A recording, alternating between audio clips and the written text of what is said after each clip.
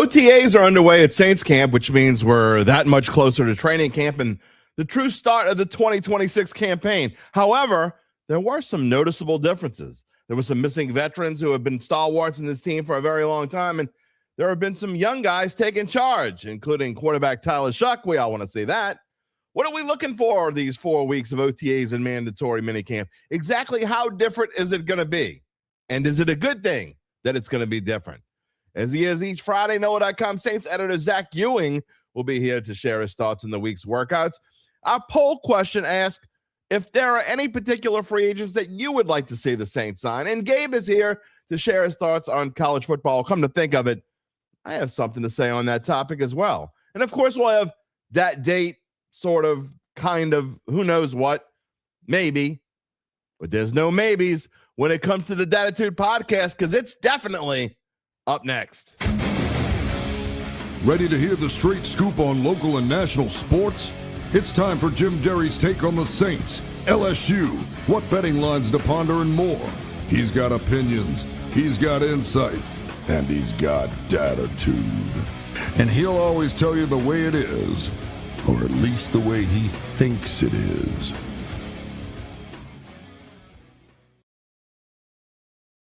Where you at, Dattitude family?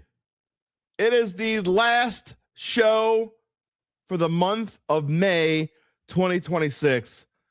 You know what that means? That means that UBN is in his glory. The first full weekend of 90-degree temps. Well, at least there's Dattitude. Episode number 510 presented by Evangeline Securities for, as I said, a Friday, May the 29th, 2026. In case you're new here, I am Jim Derry. Been on the New Orleans sports media scene for 35 and a half years. I am a full-fledged member of the New Orleans Saints media, covering the Saints for on SI. I thank you so much for spending part of your morning with us, probably into the afternoon. Not probably, almost certainly, unless something happens and we just have a major power outage. Knock on wood, don't say that kind of crap. We will be here into the afternoon. We thank you so much for being a part of the Dat family, whether you're new, old, and whatever it is. Nobody's old. There's no old people. We're all young here, young at heart. Gabe, can you show the member scroll?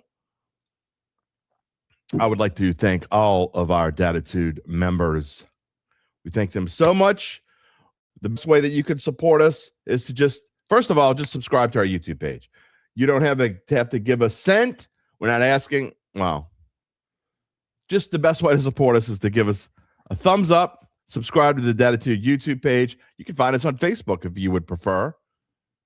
And, go from there. These are all the members you see on the scroll at the bottom who have monetarily subscribed as members to the Dattitude YouTube page. We thank them so much for their support of independent broadcasting, journalism, whatever you want to call it. We're here. We're going to talk Saints today. Today's pretty much all Saints except for the little bit of college football. I have a mini Derry's Dime coming up in just a minute. Gabe has got some things he wants to talk about later in the show about college football. That's coming up.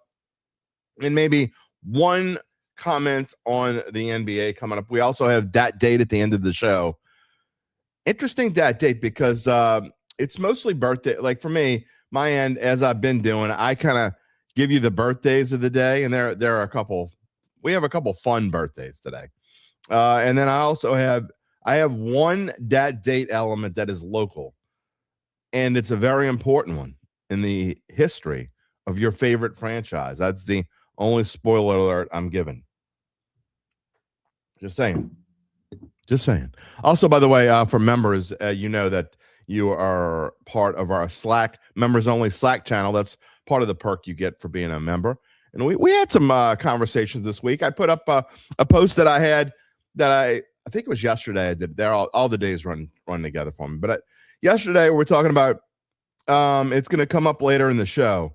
Of all the available free agents that are remaining, which one would you like to see most happen? In fact, if you want to swap out the scroll with the poll question, Gabe, that is our poll question today. We're going to get into that in a little bit. The poll question of the day is, thank you.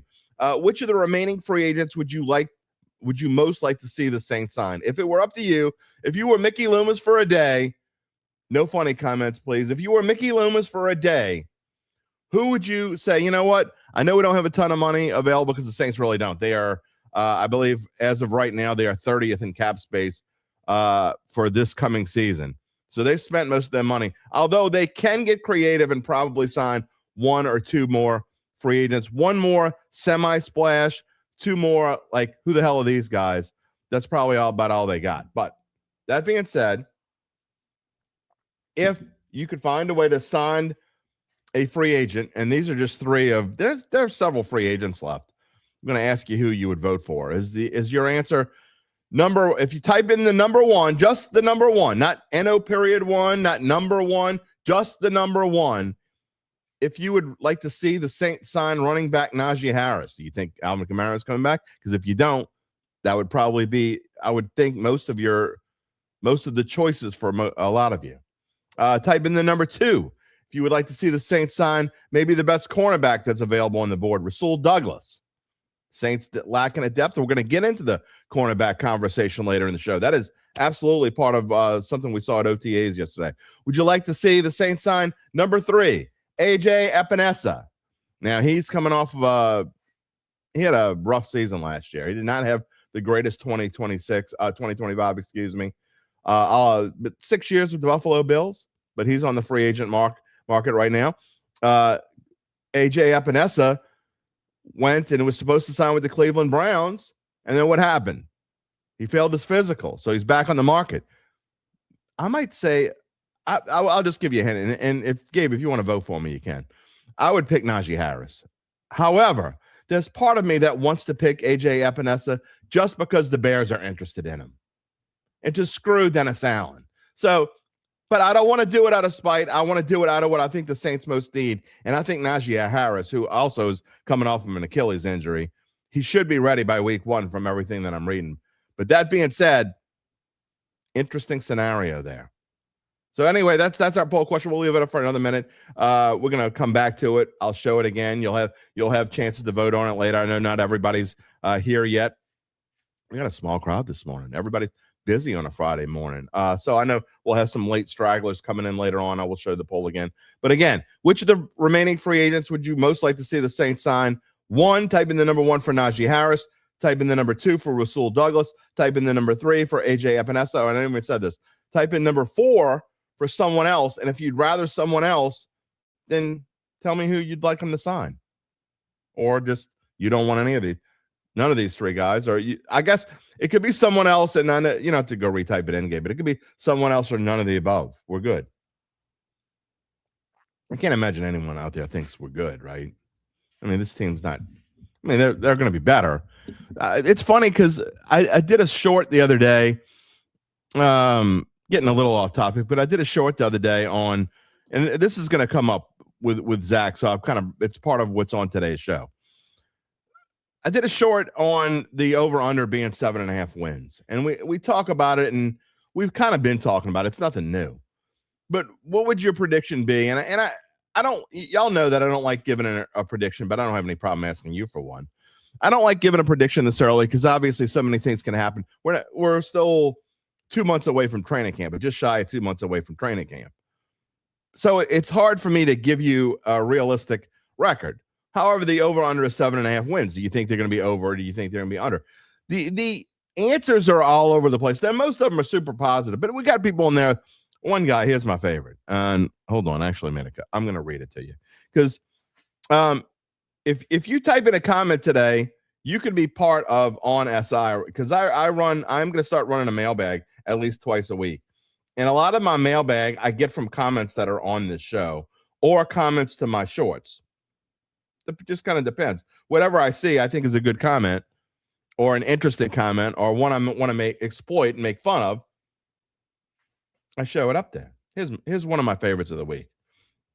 By the way, my Facebook, I don't know what the deal is with Facebook, but I've been getting tens of thousands of views on the shorts on Facebook. And that's where I get most of my comments from. I mean, we get a lot of comments here on the show, but people I don't know, people who are not regulars, people I've never seen, I have no idea who they are. But someone named Steven Ramos, who I'm guessing probably isn't watching this show today, and that's not why I'm showing this, but this was my comment of the week, okay? odds, and I was talking about the odds makers going, 7.5. Y'all know what I think about the odds makers. There's a reason why they make money. But he says odds makers don't play. This team could go 3-14 or 14-3. This team has a mixture of talent with enough youth and just enough mixture of experienced players. So in reality, there is no roof. No one predicted Tom Brady or Patrick Mahomes would have the success they have had, and I sure hell know the odds makers didn't predict it. Okay, well, that's fine and dandy. I don't necessarily disagree with the part about no one predicted Tom Brady. But first of all, with Tom Brady, it's a lot different because he did not go into that season that he became Tom Brady, the first Super Bowl season. No one expected him to even play. And Drew Bledsoe was the quarterback of that team and got hurt, middle of the season? Tom Brady came in and had a chance to get acclimated. So sure, no one expected it. I can't say no one expected it. But yeah, 6th-round pick. You don't expect a 6th-round pick. Patrick Mahomes didn't play his first season, or maybe got in as a straggler a little bit his first season. Didn't play his rookie season, and then became Patrick Mahomes. That's fine. But there are two of those. Okay? It's not like no one could have predicted Tom Brady. That doesn't make the odds makers wrong, numbnuts. I mean, to come out and just say these sorts of things, it's kind of ridiculous. So anyway, we're going to be talking about odds later today. The odds makers get it right way more than they get it wrong. So that's just one. Goes to show what kind of comments I was getting. And look, there were dozens and dozens and dozens of comments. I don't know. I think I had the first time I think ever I got over 1,000 reactions, not views, on my Facebook post about Coach O, the breaking news last week. That's, you gave it a like or whatever emoji you give it when you click on Facebook. First time we ever had 1,000 reactions. Now it had, I don't know, it had close to 40,000 views on Facebook. But you go read some of these comments and people are all over the spectrum, and it's kind of interesting. When we started this thing a couple of years ago, now the show's been around for 5 years, but we haven't really had much of comments until about 2 years ago when we decided to take this show live. Every time we're on, we're live, or just about 98% of the time we're live. And so when we started that, obviously that led into live comments. You go back, it's funny because when you go back when we first started the show, we hardly had any comments. But now that people are starting to know us a little bit, we get more and more and more and more comments. And we get, I don't know, probably between the shorts and the show, I'd be willing to bet I'm not exaggerating. I would say between the 3 shows and the 2 or 3 shorts I do every week, we're probably in the ballpark of 1,000 comments a week. So it's hard to go through and pick them all out for a mailbag, but for whatever. And a lot of them are regulars, but some of these comments, man, you wonder what rock these people have been living under. It's hilarious to go through them. So anyway, we're going to get back to that. That's kind of what's on the show. That is the theme of today. We're going to talk about what have we seen at OTAs this week? Not a whole lot. I didn't go yesterday, by the way. I was scheduled to go, but I'm trying to get everything together. I'm trying to get caught up, and I'm just about caught up. It has been a whirlwind of a couple months. So I tried to catch up with some things on SI. I did. We're getting there. So I was not able to go to OTAs yesterday, but I certainly have monitored it. I spent most of yesterday when I wasn't writing stories for SI, monitoring what was going on over there, listening to Kellen Moore's comments. So we're going to talk about what's going on at OTAs. We're also going to talk about the free agency, which the poll that we showed. Is there someone else you want to add? We're going to talk about the projected win totals. Zach Ewing coming on. He's scheduled to come on at 11:30, but he's got some things going on, so he might be a little bit later. Might be more like 11:40 by the time he comes on. So that's coming up in just a little bit. Also, I have 2 things to talk about that are non-Saints related. I'm not going to spend a whole lot of time on either one of them. But for those of you who celebrate, there will be a Game 7 in the NBA Western Conference Finals, and I know that a lot of you are excited about this. Oklahoma City, San Antonio. I did not watch the game. I was busy working last night, but I did see some of the highlights, and man, San Antonio is making a run for this thing, and I tell you, Wemby is just that damn good. Would the Pelicans be an automatic contender if they had Wemby? Just goes to show you how every year, whoever that number one pick is, you just never know. Of course, Wemby was supposed to be, but Zion was supposed to be a can't miss. He wasn't supposed to be Wemby, but he was supposed to be a can't miss, right? Just goes to show there's no such thing. So anyway, that's fun. On the other side, the New York Knicks are sitting there waiting to find out who they're going to play. Chalmette High alum Mitchell Robinson had surgery on his broken pinky finger. The Athletic says he will be back for game 1. I saw a cool post with him on Facebook that Chalmette basketball coach Butch Stockton posted. As some of you know, around here in the New Orleans area, Butch Stockton has had love him to death, man. He has been coach. I think he's inching up on 1,000 wins in his career. But he coached Mitchell Robinson here back in the mid 2010s.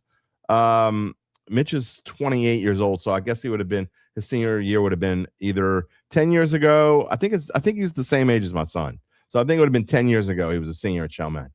But when you want to talk about a great prep basketball player, I got some pictures that I took of him. But it was great to see Butch Stockton with Mitch up in New York, and he'll be at the Garden, I'm sure, during the NBA Finals. That was fun to watch. Didn't know this either, that Mitchell Robinson is the longest tenured New York Knick right now. That's right, not Jalen Brunson. It's Mitchell Robinson. So we'll see. He is. They think he'll be back for game 1 with his broken finger. I'm sure it'll be all wrapped up, whatever way they got to do it. Hey, you can't lose a guy like that, especially if no matter. I mean, just think if the Spurs win game 7, I mean, the inside presence, you got to have Mitchell Robinson in there. We'll see. Gabe says it ain't going to happen. CFP playoffs is also the other topic. Again, Gabe's going to talk about this later on, but I got a little bit of a mini rant before we get to Saints on this. Big debate going on.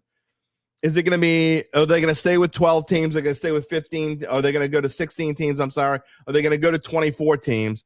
The Big Ten voted yesterday, I think unanimously, to go to 24 teams. That's not a surprise. That's what they've been talking about. The SEC is kind of hemming and hawing. And really, in the grand scheme of things, the only thing that matters is what the SEC and the Big Ten wants. It is what it is. That's where we are today. There's, some joking going around that the SEC and Big Ten could break off and form their own little NCAA. That's never going to happen. But, I mean, the thought process of it possibly happening, it's interesting. Steve Sarkisian yesterday was the coach of Texas was proposing an SEC playoff. And see, I think they're going to go the other way. I actually think there's going to be no college football conference championship games for too long, because eventually they're going to go to 24 teams in the playoff, whether you want it to happen or not. It's going to happen.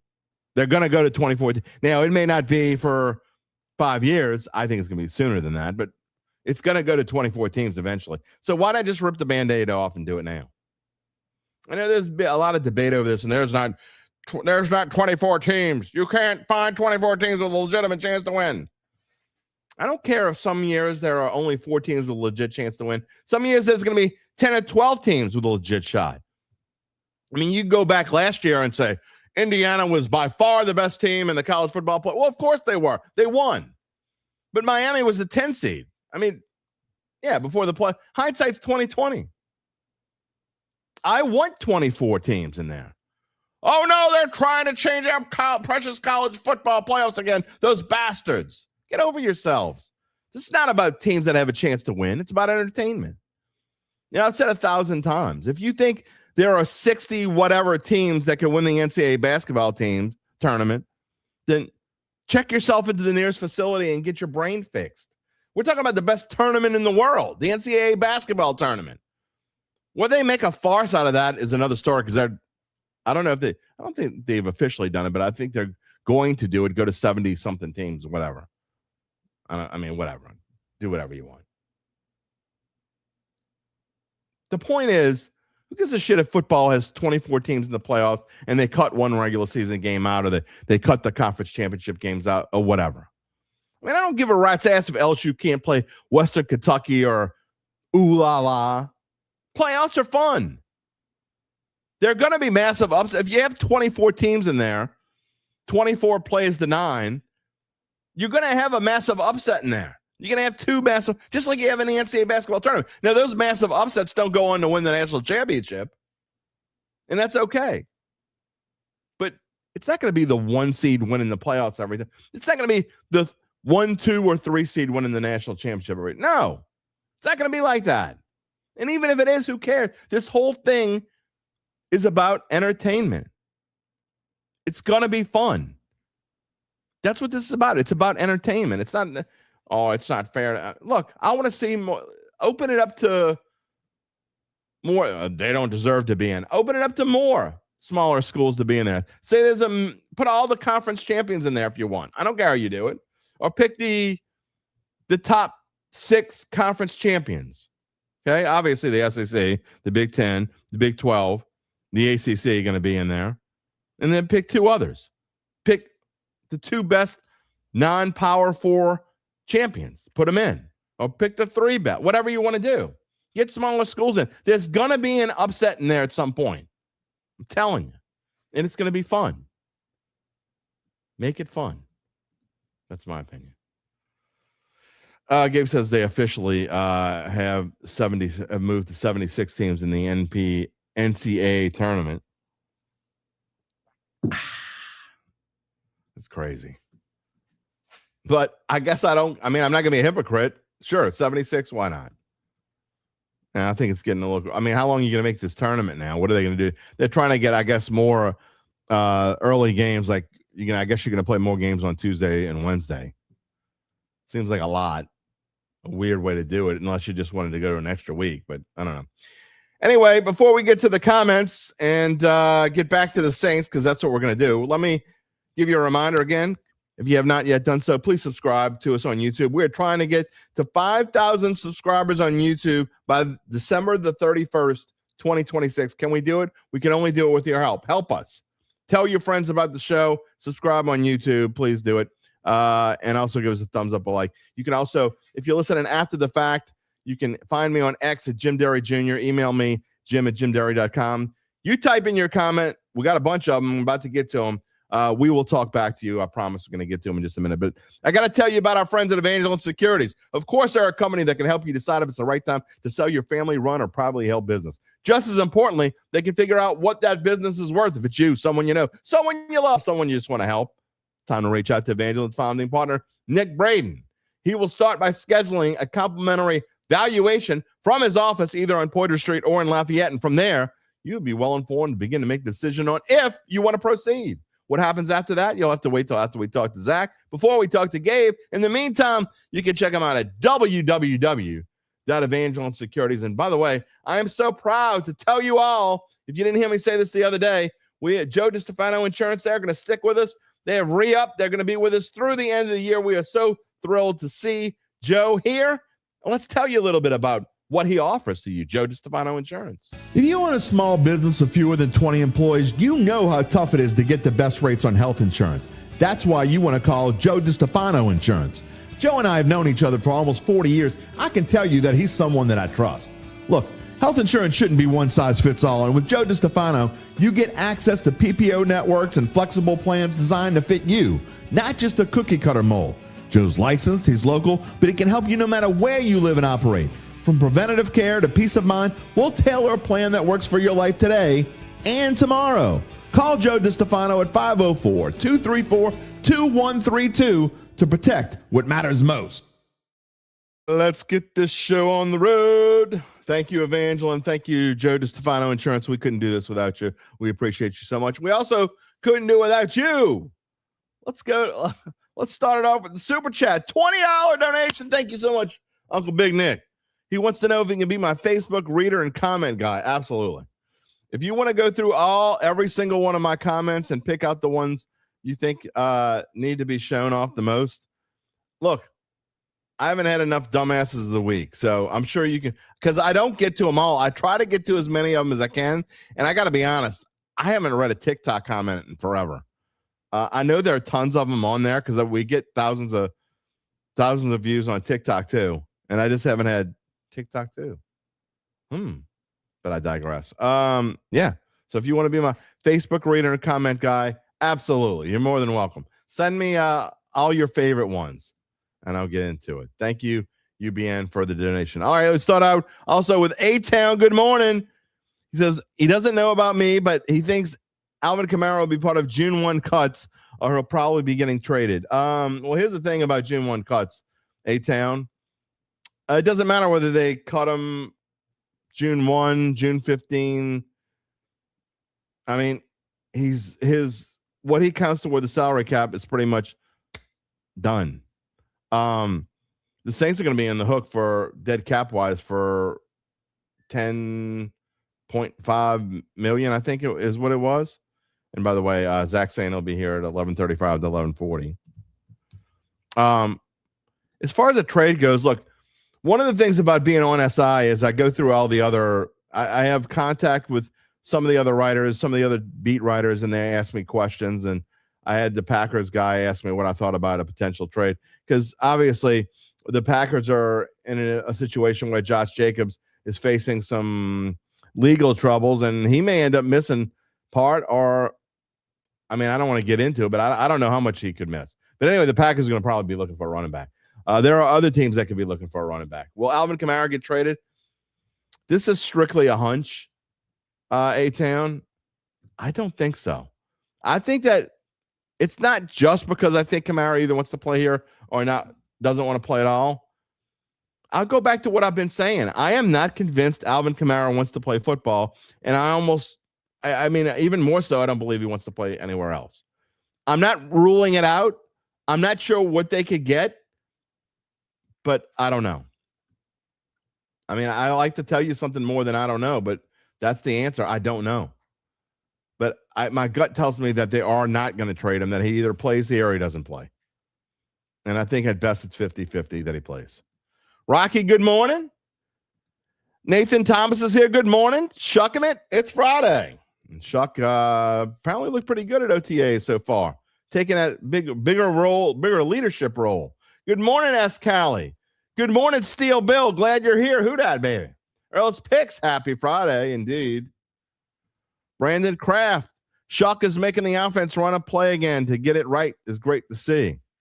I like it. And we talked about it. And, one of the things that going through and reading all the stuff that I read yesterday, and multiple people talked about this. Multiple people talked about Shuck taking already, like commanding the huddle already. And again, it's OTAs. We're not getting that fired up about everything. But I will tell you, I mean, that's what you want. You want your quarterback to step up, and it seems like he's already doing that. Earl says got to get on a Slack. Did you send me your email, Earl, your email address? If you didn't, we'll get you on there. Email me, jim@jimderry.com. What is your email me your email address, or you can just can you direct message Gabe in here? I don't know. Anyway, whatever it is, just email me, jim@jimderry.com, and we'll make sure you get in there. I got a lot of answers to the poll question. Gabe says nobody should want Najee Harris. I do. I want Najee Harris. That's my number one pick. Absolutely. I mean, you could probably get him fairly cheap. It's another thing of a no-lose situation, in my opinion. I think he could come in, and you're talking about a guy who obviously coming off of an injury, but he had 4 consecutive 1,000-plus yard rushing seasons. Give me Najee Harris. Absolutely. I think it'd be a good pairing with Chen. Brian Cabot, good morning. Good Who Dat Friday. The summer is going to be slow till training camp. I mean, unfortunately, every summer is kind of slow, right? You talk about whatever you can find to talk about. That's kind of where we are today. That's why I'm talking about, look, when we get further into the summer, we're going to have I'm telling you, I'm warning you. I guess it's a warning for some of you. Sometimes I like to just have good interviews. And it might not necessarily be about the Saints. We had Christian Sauska from Newman on Wednesday. Jim Rapier, who's not only a close friend and my color analyst partner on VSN broadcast, but he's also a Saints historian. We may have shows where we just talk about we come up with top 10 list. Who knows? We'll talk about whatever we can find. Whatever we can find, Brian, we're going to talk about it over the summer. We may have a show that's not about sports. Who knows? Lieutenant Governor Billy Nungesser told me a couple weeks ago, I did a story on some biking trails at the Boga Chitto. I might have the Lieutenant Governor on just to talk about whatever. He said he would come on the show. Why not? You know, he is the tourism director of Louisiana. We could talk about all the we could talk about impacts that financial impacts on the state when it comes to big sporting events. We can talk about all kinds of stuff. That could be coming up over the summer. Jody Alexander, a member of the Dattitude family. Thank you so much. Let's see. Brian also says he voted Rasul Douglas because the cornerback spot worries him. I understand that. I'm not saying that's a bad one. UBN says summertime fun with UBN on Dattitude. I don't know, man. I think the Dattitude family, you know, you can take the comments and read them and give me the good comments, but I don't know, man. You overload with UBN, the numbers are the ratings are gonna go. They're just gonna. You put too much UBN on the show, and you know what you're gonna get.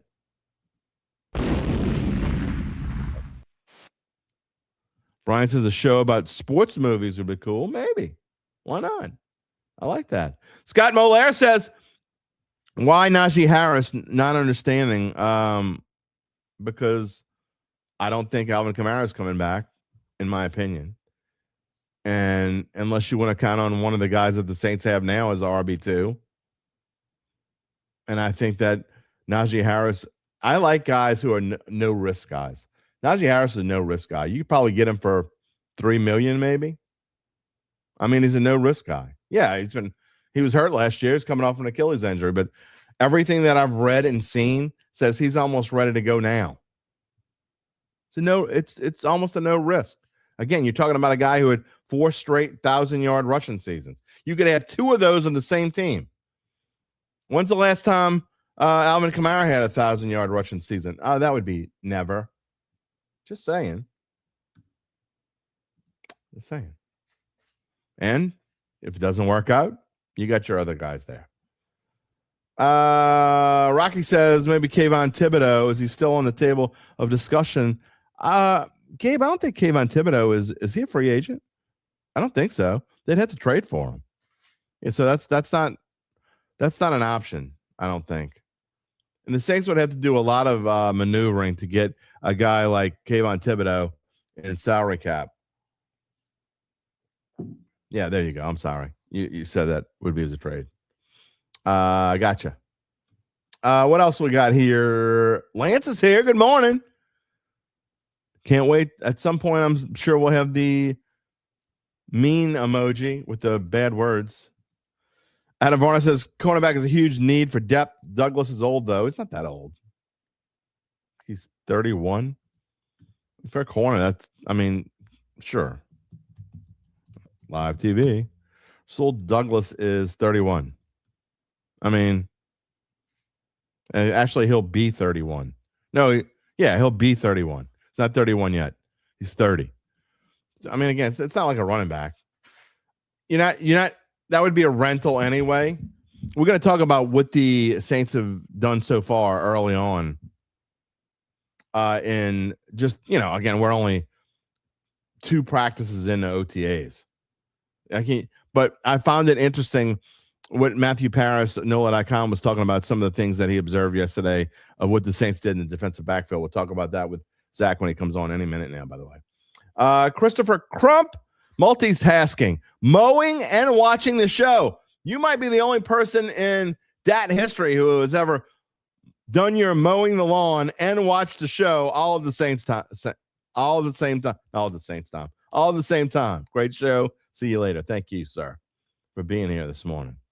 Let's see what else we got this morning. Adam says he doesn't think Kamara has any trade value. Also, our secondary looks solid with Sanker, Kool-Aid, Reed, Blackman, and Riley. I don't know if solid is the right answer. Again, you can't judge by – it's a little early. And as far as what trade value Kamara has, I'm not saying he doesn't have huge trade value, but I think he's got something. I don't know. Gabe, I don't know what that means. I'm sorry. What else we got here? Something else I wanted to show that I wanted to go back to and show. I'll have to come back to it. Brother Aaron, who dat? Glad you're here. Lance says, AK doesn't want to play, with the exception of the no call. I've never disagreed with something more in your life. You're still my guy. It's okay if we disagree. What are you disagreeing about? I don't that he wants to play. What have you seen that makes you think Alvin Kamara wants to play football? Okay. I'm not saying he won't.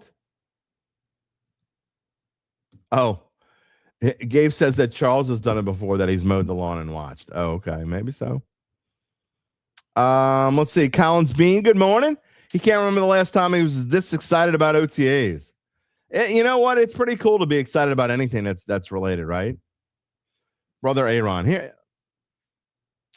I've brought this up before. Why do people keep making excuses for Alvin Kamara's demise?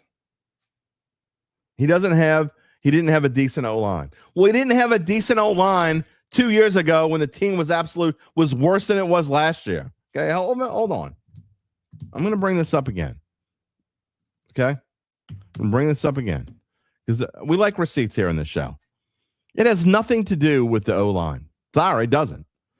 Because his O-line was worse in 2024. Definitely, without question, it was worse in 2024. He rushed for 950 yards with 6 touchdowns and caught 68 passes for 543 yards and 2 more touchdowns. So you're talking about 1,500 yards of total offense, or just about. Played 14 games. Missed 3. Last year, a better O-line. Not great. A better O-line last year. Played in 3 fewer games. But he had, let's see. Let me do this real quick. He had 800 fewer total yards from offense and only 3 fewer games. Why? Because that first number in the age starts with a 3. Sorry. I don't know how many other ways to say this. It doesn't get better. It doesn't get better. It just doesn't. I mean, you can say, look, if you don't want Najee Harris, that's fine. I don't care about it. Grand scheme. I'm just telling you, if this is a pipe dream kind of situation anyway, I don't think the Saints are going to get any one of those 3 guys. I'm just saying, if we were able to pick one and say, okay, we're going to bring one in, that's why the poll question is what it is. But in the grand scheme of things, if you're going back to what Alvin Kamara, it goes back to the same thing we've been talking about with some of these other guys. You can't possibly think that Alvin Kamara is going to be anything, and I mean anything, like the Alvin Kamara he was just 2 years ago. It's not going to happen. There's almost 0.0 chance that's going to happen. You don't go from 29 years old having 1,500 yards or 1,500 yards total offense to having 700 yards of total offense. And then you go back to being even I think 1,000 is out of the question. You're talking about probably a similar year to what he had last year. Let me just ask you this, okay? If we could had a crystal ball and we could see that if Alvin Kamara came back, he had the same year he had last year, would you want him to come back? You'd have, unless you're just like out there, the answer has to be no. You're just taking carries away from other guys that you want to see what you're thinking about when you go into the season. Of course you want to win. Of course we want to see the Saints play great. Want to have fun with this season. Like I said, my prediction is I think the Saints are going to probably lose. A lot of the games they lose are going to be super close games that they're going to figure out ways to win in 2027. That's what we're going to be looking forward to. So if you're looking forward to 2027, which is what I am, don't get me wrong. I'm not going to rush through 2026. I want to have fun this year. But let's be realistic about what you think are realistic expectations. And I think that, again, we've talked about this before. Zach's about to come on. We'll talk about it again. But you're talking about a guy who isn't part of your long-term future. Kyle Sherman, mowing fields and that's right, you sure were. You sure were. So there's another one. So we got 2 other. Charles did it. Kyle Sherman did it, was mowing and watching the show at the same time. What was I thinking? Jerry's here. Good morning, Jerry. Jay Tucker Rafferty says this year he will not have the same amount of touches. He would be a good compliment. He only had 14 touches a game. I mean, how many do you want him to have? He had 14 touches a game last year. I mean, if he's not going to get more than that, then why are you even bringing him in? Jerry says, sorry for coming in late. Man, you come in whenever you want. We're just glad you're here. Lance says, last comment before we get to Zach. He doesn't mind taking carries from guys. You're assuming they're going to do something with them. He'll take Alvin Kamara every day over Neil Estime and Najee Harris, who Zach doesn't know why I'm bringing up Najee Harris. I'll tell him in a minute. But, okay. Well, I wouldn't. Again, I want to know what this team has for the future. Alvin Kamara is not part of the future. I mean, again, you got to have a guy who wants to play. Don't have that. Another guy who mowed his lawn and listened at the same time. Colin says he was listening and mowing fairways in the Woodlands, Texas. Now, that I know we haven't had. Gabe, we have never had someone who was mowing a fairway and listening to Dattitude at the same time. There you go. All right, let's bring him in as we do every Friday here on the Dattitude podcast. Got his own podcast going on. Zach Ewing, NOAA.com, and The Advocate, and Times McCune, Saints editor, assistant sports editor. What is going on this morning? Oh, man. I spent 2.5 hours at the DMV getting my daughter her tip card. So we did that a couple months ago. We had an appointment yesterday, which is how you really need to do it. Yep. I got in there, and it's like 25 minutes away, and I forgot the damn birth certificate sitting on the counter at home. So I said, well, what could I just run back? And then no, because it's a 3:00 appointment. They close at 4. So by the time we get back, it's too late. So the lady says, oh, come back in the morning and we'll slip you in. I said, okay, they open at 8. We're going to be there at 7:50. So my daughter and I got up early. We were there at 7:50, got in the door. It was a different lady, of course. She said she could slip us in, and she could, oh, yeah, we'll get you on the list. Come to find out an hour and a half later that we were just on the regular walk-in. They didn't do anything for us.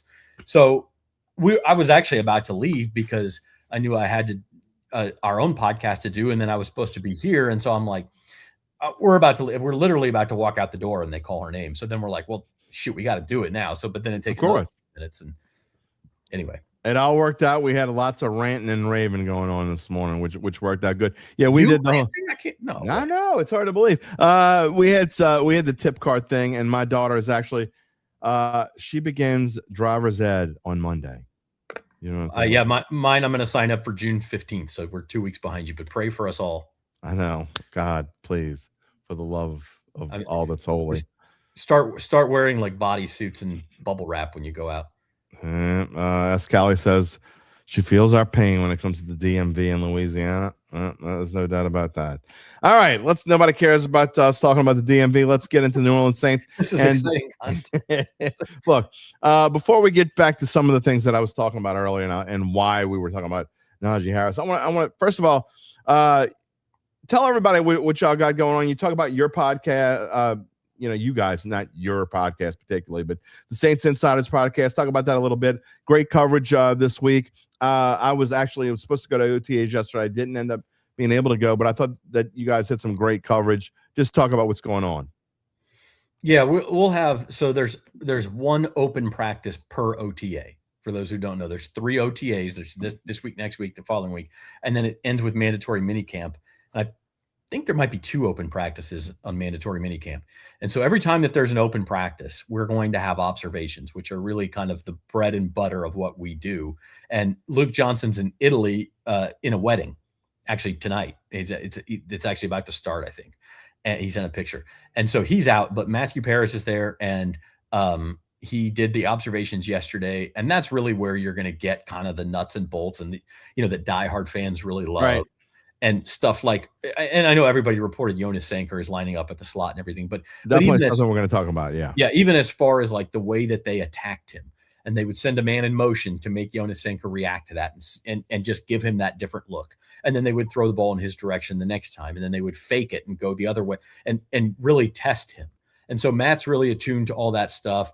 And then on the other side, like the way Tyler Shough appears to be again, it's just one practice, but what can we do with one practice if not overreact to it? Right. So he, it's like it appeared to be an emphasis to target tight ends more yesterday. I mean, again, maybe next week we get out there and that was just an anomaly. Although Oscar Delp was not there. And Oscar Delp was not there. But I mean, like even Maliki Matavao, who was the 7th round pick last year, and Trayton Welch. And I mean, those guys were all getting involved, and lots of Juwan Johnson, lots of Noah Fant. So it's just interesting to see, in other little tidbits we had, like Jeff Duncan wrote a column this morning. Super interesting. Very. So the Saints have like 100 guys on the roster, right? They're using an auxiliary locker room because they literally don't have enough lockers in their main locker room because there's still so many guys on the roster and doing tryouts and things like that. You don't even have to be down to 90 yet at this point. So they just have too many guys. You know which locker is still wide open and not being used? Cam Jordan's locker, which is right there as you enter from this side where the reporters come in and where the equipment room is. Like the players can come in from the other direction as well, but like this is one of the main entrances. His locker room is on the corner. It's the first one, and every player who comes in that way walks by Cam, and that's by design. You put a captain there, you put a leader there, you put a guy who wants to shoot the breeze and be in tune with all of his teammates there. That's Cam's spot. It has been for 15 years, and Cam's not here. Obviously, the locker's empty, but it's not being used. They didn't give it to anybody else. So what does that, do the Brian Windhorst? Now, why would they do that? Maybe they think that they're going to get him back. I did find that interesting. That was actually one of the things that I took out of there. And you know what? I got a couple of notes on here. That wasn't my first one, but we'll jump into that one since you talked about it. In Jeff Duncan's column, he talks about how this team's going to look a whole lot different this year. Right now, obviously, we don't know whether Cam's coming back, Taysom not coming back. Demario Davis obviously not coming back. He's with the Jets. Alvin Kamara, we don't know, up in the air. But that's 15 Pro Bowls, 2 All-Pro selections, and a hell of a lot of leadership going and created what Jeff calls a noticeable void, quote. Now, he also talked about in that column, and absolutely should go read it. I think it's a fantastically written column. But he talks about how after 2014, the team moved on from Jabari Greer, Roman Harper, Malcolm Jenkins, Lance Moore, Will Smith, Darren Sproles, Jonathan Vilma.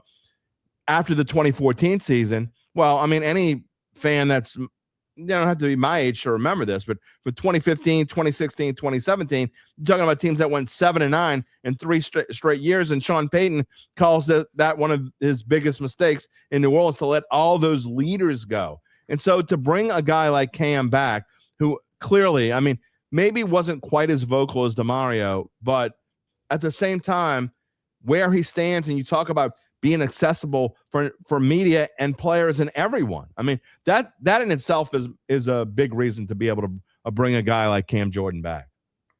It is. Now, at the same time, I understand the corollary to 2014, but for one thing, I think there was a lot more going on than just those leaders that contributed to the 7 and 9 era. And for another thing, like some of those guys could still play. And I'm not saying Cam can't.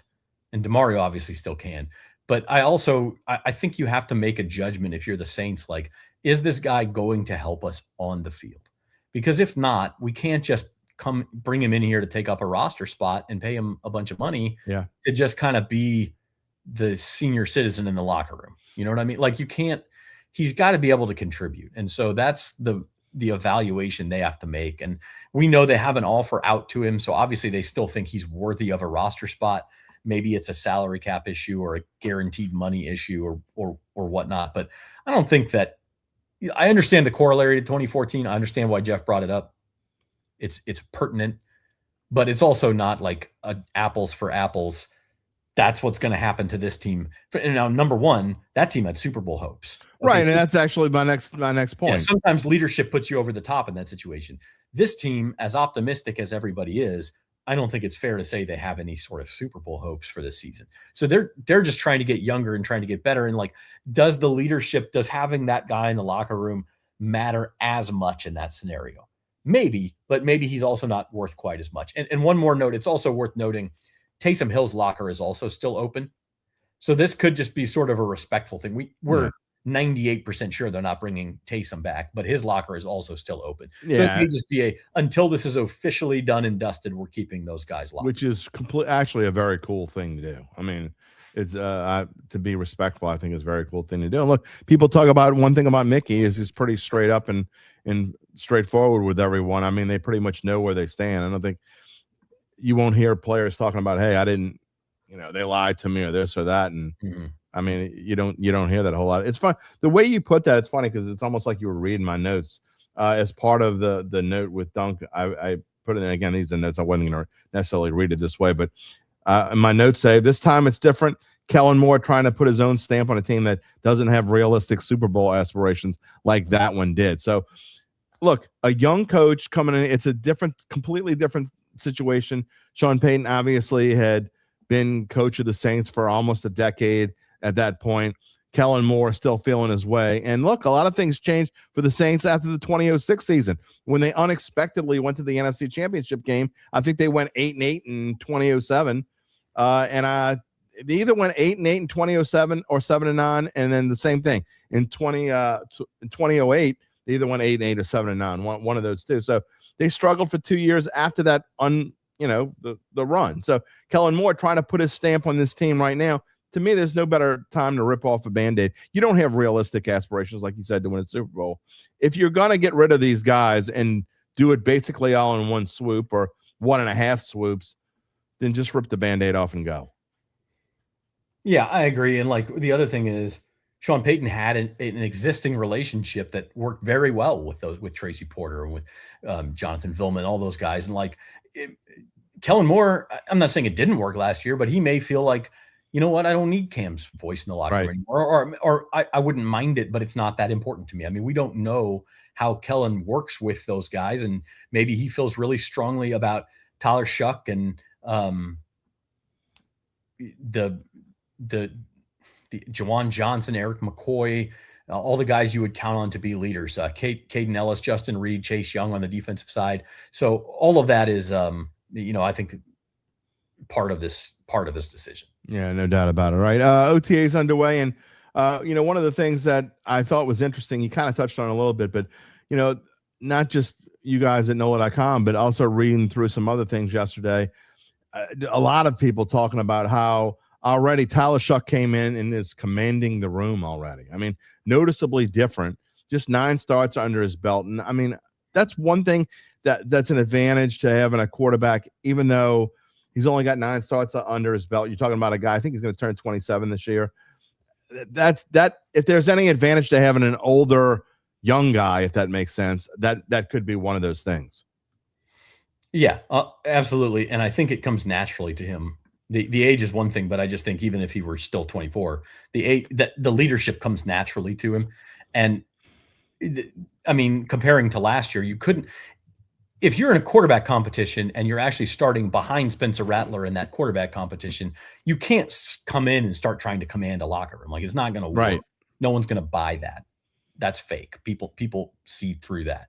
But this year, when he's the bona fide number 1 starter and everyone knows that if healthy, he's taking every snap for this team in the fall, then he comes in and that natural leadership starts to show. And I think that's a very good thing for the Saints. And again, might be part of this conversation about these other guys where it's like, are we going to miss their leadership? Yeah, we will, but maybe not as much as we would otherwise because we feel so strongly about Shough. But one thing we talk about on our podcast that's going to publish this afternoon is like, boy, is there a lot riding on this guy. There's a lot really riding from on field, intangible, in the community. Like, the Saints are putting a lot of eggs in Tyler Shough's basket. They certainly are. And maybe it's going to pay off in spades. I mean, he may just be that guy. But if it's not, or he struggles or he has an injury or something like that, like there's kind of a trap door to this season, it feels like.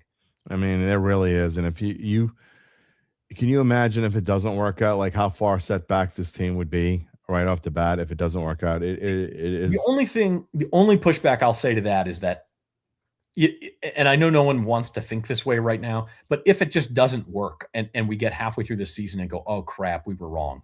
He's just not it. I'm not saying he's going to be a disaster, but either that or he's hurt or whatever. I don't think that's going to happen, but yeah, I mean, there's a slight chance that it does happen. If it does, next year's draft class is chock full of quarterbacks. So and in that case, you probably have a pretty bad record and you're probably picking pretty high. So that's kind of the fail safe if it does go wrong. Yeah. Obviously, you hope that doesn't happen because you want it to be fun. You want Chuck to work. Because I'll say this about him, and I didn't know at this time last year. I knew almost nothing about this guy, and I'll say that what he has done to make himself present in the community, and we talked. Gabe and I talked about this the other day. I mean, to be out there and to be such a huge part of New Orleans already. It's something obviously that Derek Carr didn't do, and why people are loving on Tyler Shough. I really do hope it works. Not just because it's better for us if the Saints are winning and have a feel-good story, but I really hope it works out because I think this guy is exactly what this team needs. Obviously needs to be successful as well, but as far as personality and what he's already brought, he's exactly what this team needs. I think so, and that's why they're doing this, because they do see an opportunity here. And I'm with you. I hope they're right, because it's going to make our jobs a hell of a lot more fun and a hell of a lot easier. But I just think we all need to acknowledge, like, it's been 9 games, and most of those 9 games were against bad teams or teams that had quit on the season. And he looked good, but we can't, let's not start sewing the gold jacket or making Pro Bowl appointments just yet. Like, we don't know yet. And if it does go poorly, there's a trapdoor like that. Then all of a sudden this house of cards is going to fall.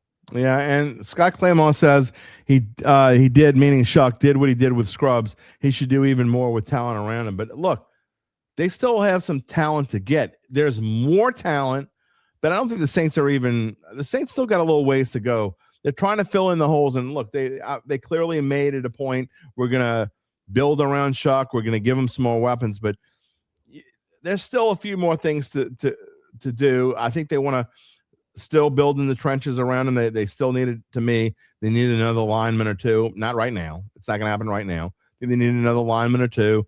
I still think Kamara's going to be gone, whether it's this year or next year. I think they still think they need another running back. They certainly need another solid receiver and maybe a tight end, depending on how Oscar Delp works out. But there are still things that need to happen for Tyler Shough to, but yes, he has more talent than he had before.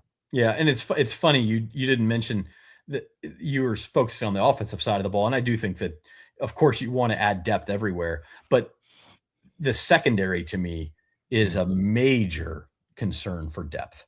And I know we're going to get into Jonas Sanker a little bit later, but if you have those 5 guys, Sanker, Reed, Blackman, McKinstry, and Riley healthy, then I think you're okay in the secondary. Right. But if you have one injury and my God, it's the NFL, you're going to have an injury.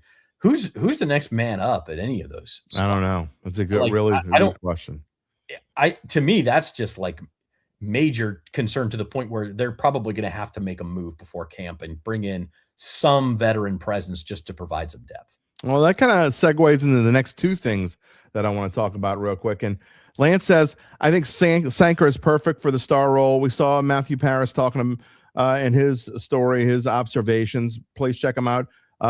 Every OTA that's open to the media, the Saints guys at NOLA.com are there, and they write 5 things that we noticed or whatever it is.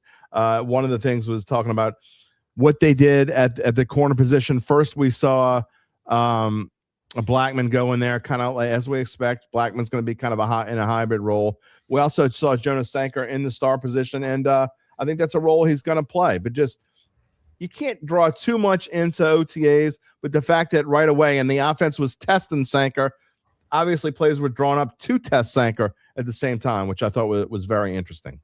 Yeah, I did too, and I really like that they did that. Assuming it was intentional, I assume it was, but throw him out there and let's see what he's got a little bit, and let's give him some looks that he's going to have to deal with during the season. Because I will tell you this: if Jonas Sanker ends up as the Saints starting star, say that 10 times fast, right? Saints starting star, then teams are going to target that guy over and over and over again until he proves that he can deal with it. I mean, Alontae Taylor got targeted in that spot, and he was a veteran who had made some, he had some skins on the wall. Like, right. Jonas Sanker's a 2nd-year guy. He was a late 3rd-round pick. Wasn't really expected to need to contribute last year. Gets thrown into it and did a pretty good job at safety. But This is a different role where you're going to be in a lot more man coverage, a lot more single coverage, and also have some run support and blitzing responsibilities, just like Alontae Taylor did. Can he handle all of that? I really like Jonas Sanker. I personally think he's a good fit for that, just on paper. But I like the idea of like, hey, we're going to throw everything at you, because guess what? Come September 13th, you're going to see all of that and more. No, there's no doubt. And so we're certainly going to see it. But you talk about depth, and there is not a whole lot there. And I know a lot of people want to see whether it be a pass rusher, whether it be a corner, someone on defense. That leads into what our poll question this morning. You might have been wondering why we're talking about Najee Harris. And the poll question, you can still vote if you're out there. If you want to vote, you're more than welcome to. Which of the remaining free agents would you most like to see the Saints sign? This is a story that I wrote on SI yesterday, talking about the three guys that I think, if I were Mickey Loomis for a day and I could pick the top three guys that are on the free agent wire, which ones would I sign, or which ones would I consider? And these were the three guys that I thought made the most sense. So if you want to vote in the poll, by the way, you still can. Type in the number 1 if you would say Najee Harris, the running back. Number 2, cornerback Rasul Douglas. Number 3, edge rusher A.J. Epinesa. Or type in the number 4 if it would be someone else or none of the above. You don't want to see any of the above. You would type in the number 4. But first off, before we get to the defense, the reason why I personally said Najee Harris, and I know he's coming off an Achilles injury, but everything I see looks good, is we don't necessarily have to get into AK because we spent a whole lot of time talking about him, but the uncertainty of Alvin Kamara, this is obviously, if you don't think Alvin Kamara is coming back, if you thought Alvin Kamara is coming back, you're not going to go out and spend money on Najee Harris. But it's almost a no-risk situation with someone like that, someone who rushed for had 4,000-yard seasons, to bring in someone like that. So we'll start off with him. Your thoughts on that? He's the last guy I'd choose on this list. You and Gabe. I think I'd go Rasul Douglas. I need to check up on how he's performed the last few years and what some of his underlying metrics are. But to me, again, the depth in the secondary is basically non-existent. I mean, Ugo Amadi is like you're filling at any of those spots right now, or you're throwing Lorenzo Styles or somebody back there who probably should not be starting yet in the NFL. I mean, that's scary. So to me, it's Rasul Douglas. Kenny Moore is another one that I would consider, who the Colts just released because they couldn't find a trade partner. Find a veteran who, in case, forget injury, you're telling me that Kool-Aid McKinstry, Quincy Riley, Jonas Sanker, and are all young guys who are just going to perform, and that like they're just all going to be fine. Right. Not one of them is going to struggle. I would like to have a veteran who I can either start and bring one of those guys along, or he's there to jump in, and I know I'm getting some sort of a baseline from him in case one of those guys struggles or is hurt. Like Julian Blackmon. Julian Blackmon hasn't played a full season in years. Yeah. He gets hurt again. You either need a Kenny Moore you can put back there, or you need to move Sanker back there and have somebody else to play slot. It's a big problem. It's a much bigger problem than some mediocre running back coming off of an Achilles injury. I don't need that. I got plenty of bodies there. Julian Blackmon, by the way, don't give him too much shade. Now, of course, he only played in the opener last year before he got hurt, and he was out for the rest of the year. The year before that, he played 16 games. The year before that, he played in 15 games. So, okay, I mean that's fair. He came in injured though, and then that's why he signed so late last year, and then he gets hurt right away again. So you got to have some concern there. And I know they also, I'm blanking on his name, the guy from Cleveland they signed. So they do have Emerson. I forgot about him. So they do have him, but he's also coming off of injury. So to me, that's a pretty obvious answer here. Like A.J. Epinesa, you could always use more depth there, but they did bring in, Tyree Wilson, tried to address Anthony Jennings, tried to address that edge position a little bit with some depth. Najee Harris, man, I wasn't a big Najee Harris fan when he was healthy. I'm a Najee Harris fan. I think he's a perfect complement to what the Saints would want to do. We'll bring Gabe on in just a second. He's got some numbers on Najee Harris, but like I said, 4 straight 1,000-yard seasons before he got hurt last year. Rasul Douglas, by the way, he's played 28 games the last 2 years. Over the last 2 years, he has 120 tackles, and he has 2 interceptions. One of those, by the way, is against the Saints. He's going to be 31 years old, and he has a fantastic birthday, by the way. His birthday is August 29th. Someone else I know has a birthday of August. Oh, that's me. So we share a birthday, Rasul Douglas and I. He is clearly the guy who, like you say, not only fits the depth piece, but he also could fill in a veteran presence and kind of maybe come in and take one of those roles. I know that Justin Reed is going to fill that spot too. I think we forget how much Justin Reed can come in and probably play that role. But to have another guy that can do that as well.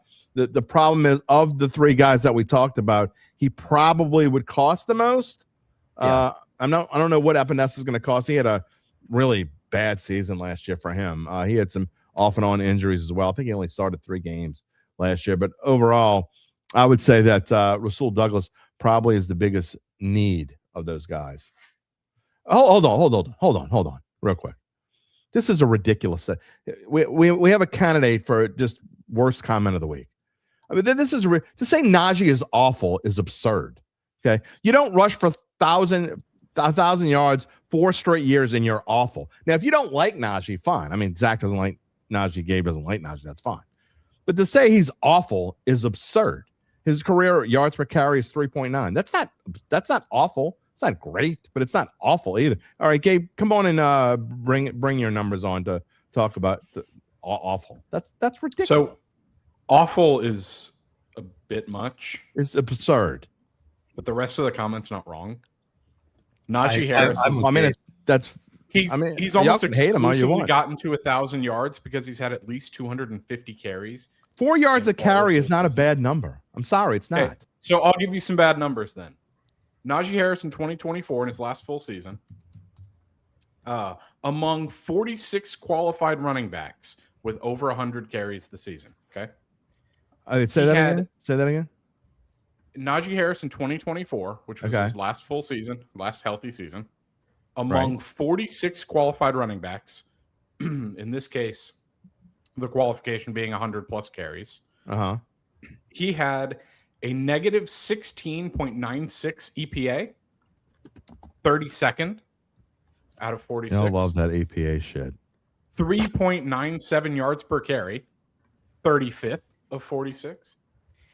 And a 5.7% explosive rush percentage, which ranked 40th of 46 running backs. That's 2 years ago. That's before a major injury. That's when he was healthy. That's when he was playing behind what PFF graded was a top 10 offensive line in football. There's a reason the Steelers kept Jaylen Warren, because his underlying numbers were better, and he's just overall a better running back. So and how did Jaylen Warren work out, by the way? Better than Najee Harris. Not very well, and so maybe the offensive line wasn't nearly as good as everybody thought it was. By the way, Alvin Kamara's yards per carry last year, 3.6. Najee Harris. I'm not comparing him to Alvin Kamara. Well, I am. Najee Harris is the equivalent of the number 4 starter who eats innings. And so he has some value because he eats innings, but he's got a 4.75 ERA. And it's like, well, we got to have somebody out there to pitch, but it's not like he's not like he's the reason we're winning games. And now an Achilles injury for a running back. Are you kidding? And he doesn't get involved in the passing game as much, which the Saints like to do, which we know Kellen Moore likes to do. It's not for me, man. By the way, it's probably a pipe dream, man. All 3 of these guys are probably. Let's get real. I did this as are the Saints interested in getting a free agent, just kind of a talking point. So all 3 of these guys are probably a pipe dream anyway. Realistically, the cheapest one is probably going to be Harris. The most expensive one's probably going to be Douglas. But I mean, do the Saints even have room? I mean, they're only like $7.5 million, I think, under the cap as we speak right now. I mean, there still could be a June 1 can't. You could get Douglas at $5 million per year, right? I mean, maybe. The reason Epinesa failed a physical, right? Didn't he? He failed a physical, but the Bears were going after him, so that's just goes to show that, you know. I think the answer here pretty easily for me is Douglas, or like I said, Kenny Moore would be my other. If you could go out and get Kenny Moore, 2 or 3, yeah. I wouldn't touch Najee. Jim, you said he's a $3 million what if, but like when you've only got, like you said, 7.5 to play with, you're, as you guys alluded to earlier, potentially flirting with Cam Jordan coming back. you get more upside looking at your young guys in the running back room because you've got just a plethora. I would rather have running back 2 by committee than bring in a 28-year-old running back who's already inefficient before an Achilles injury. Yeah. And not only that, you're then allocating even more money to the running back room for almost no I don't reason. care about that at all. That doesn't matter to me one iota. I don't care about that at all. That doesn't matter to me one iota. The money allocated to running backs or but whatever. I just don't understand what you're getting at with Najee Harris. Why you have limited resources? Because I think that Najee Harris still has. I don't care. He's coming off of Achilles. Great. Yeah, I understand that you're taking a risk. But to me, the money that you're spending on it, you want to talk about money? It's almost no money in the grand scheme. It's almost no money. It's almost no risk. You know who I think a lot of people are overlooking, and I understand why they're overlooking him, is Kendre Miller. And I don't. You obviously cannot count on the guy. 100% agree with that. I think he has so much talent. I 100% agree with that. You know how old Kendre Miller is? Speaking of birthdays, he's got a birthday coming up on June 11th. He's young still, right? He's like 24. He's going to be 20. He's 23. He'll be 24 on June 11th or whatever it is. He's still so young. I agree. I understand he cannot stay on the field, but if he ever could, I mean, we started to see it last year. The hamstring was finally healthy last year, and he worked his way kind of up from, I want to say he was below Devin Neal on the depth chart to start the year, and he worked his way up, and it was pretty clearly, if not the number 2 running back, maybe even the top running back on this team midway through the season, and then he blows out his knee. So it's super unfortunate, and we're going to have to see how he looks.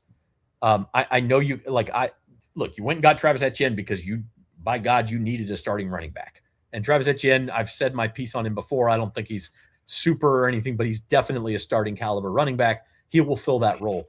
But I would not sleep on Kendre Miller. Yeah, I agree. Gabe, we'll see back in just a minute. Thanks for the numbers, by the way. Even if they go against my point, we love to show different things here on this show. Brother Aaron, you can't trust Miller. You don't have to. I mean, but people don't realize, okay, and I'm going to say this again, but this is going to sound repetitive because it is. This team is still in rebuilding mode.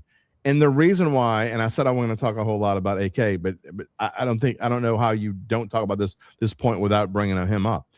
We're talking about a team. You're trying to figure out your future, and I'm not just talking about 2026, okay? I would rather give carries to a guy or 2 guys or even 3 guys who could have a potential future with this team over the course of the next 2 to 3 seasons, which and that's Kendre. If you're just talking about what's on the team now and you're not going to add anything, you're talking about Kendre Miller, you're talking about Devin Neal, you're talking about potentially maybe Audric Estime, and the undrafted free agent from Ohio State is a guy I think that can make the team and be like a 3rd down short yardage back. But the point is, of all of those guys, Zach, I think you and I both agree, yeah, he's had trouble staying on the field. But the Saints, whether we agree or the commenters agree because they don't agree, they hate Kendre Miller just because he hasn't been able to stay healthy. But the Saints are going to, I'm telling you, I think you agree with this too. The Saints are going to give Kendre Miller every single opportunity to make this football team and be the RB2. They're going to give him that chance. Well, I mean, RB2 depends on whether AK is back, right? I mean, because if AK is back, he is going to be the RB2. Now, whether it works out, how many carries they all get, I don't know. Right. But I also think that, there's a point that Jeff Duncan raised on our podcast on Wednesday that, Devin Neal was drafted by this regime. Kendre Miller was not. Correct. Would they then show a little bit of preference to Devin Neal for making the roster or being the RB2 because he's their guy? And he is a year younger. I mean, as young as Kendre is, he is a year older than Devin Neal, who's only 22. So maybe that, and he's been less injury prone, all that sort of stuff. So maybe they show some preferential treatment. I still think Kendre Miller is, if not at this age, if not the most talented running back on the roster, then he's 1A. I mean, I really think he's questionably. And so I do, and then the other thing is, I saw the comment asking if this was his contract year. It is. So it is. They've got to figure out $1.7 million. This is his contract year, and so you're going to have to pay him next year if you want to keep him around. So he's going to get a chance. He's got a bunch of talent, but You got to answer the most obvious question. Can you stay on the field? A couple of things. Ryan, you don't know about every chance. I do. They are going to give him every chance. You might not if you were in charge of this team. Lance might not. A lot of other people who watch this show might not. The Saints are going to give him every chance. They've proven it already. I mean, if they weren't going to give him every chance, he'd be gone by now. They have nothing to gain by keeping him around. They think he's a talent, so they're going to give him every chance. Lance, you asked the question, rebuilding on a scale of 1 to 5, where do I think this team is at 5 being a contender? I'd say 2. I don't know, what number would you give? I think they're the 2. I don't think they're full out rebuilding mode. They've taken a step up. Well, last year I would have given them a 1. I'd say 2 to 3. If I could say 2.5, if I could say 2.5, I would say 2.5. I don't think it's 3 yet, but I think they have a way 1 to 5, right? 1 to 5, yeah. Yes, I mean, like if your 5s are your Rams and Seahawks and Chiefs and the teams who go into the seasons, we're trying to win the Super Bowl this year. Like we're one of the top 5, the Lions, that we're in our window, we're going to go chase the Super Bowl. That's 5. 4 is like your next tier, probably like Seattle would have been last year and New England actually too, where, hey, if everything breaks right, we could get there. We think we're a playoff team. And if things break right, we can hop into, and then right. 3 is kind of more like we think we can make the playoffs. And you could say the Saints are in that bucket, but the Saints are only in that bucket because of the division they play in. If they were in the NFC North or the NFC West, they would definitely not be a 3. So I'm with you. I'm between 2 and 3 where they're not a 1 anymore because they have the quarterback and they're starting to add some pieces. I don't know that they're quite a 3 because I don't think that they can call themselves a playoff favorite outside of the fact that they play in the worst division in the NFL. Yeah. Brother Aaron, you don't like that I said 2.5. They swept the division champs last year. They swept an 8-9 team. Exactly. Big whoop. Who cares? I mean, I'm not trying to be mean. I mean, they just, they said Lance says we're a 3. If things hit, we could be a 4. Now you asked me what they are. You're not asking me what they could be. You asked me what they are. And if you think 3, that's great. But I think there's a reason why, and that leads into going to this next slide as we go out with this morning or this afternoon now. But the over-under for this team is 7.5 wins. It's been 7.5 wins. It's not going to change. It's going to be 7.5 wins in July. It's going to be 7.5 wins in August. It's going to be 7.5 wins into September.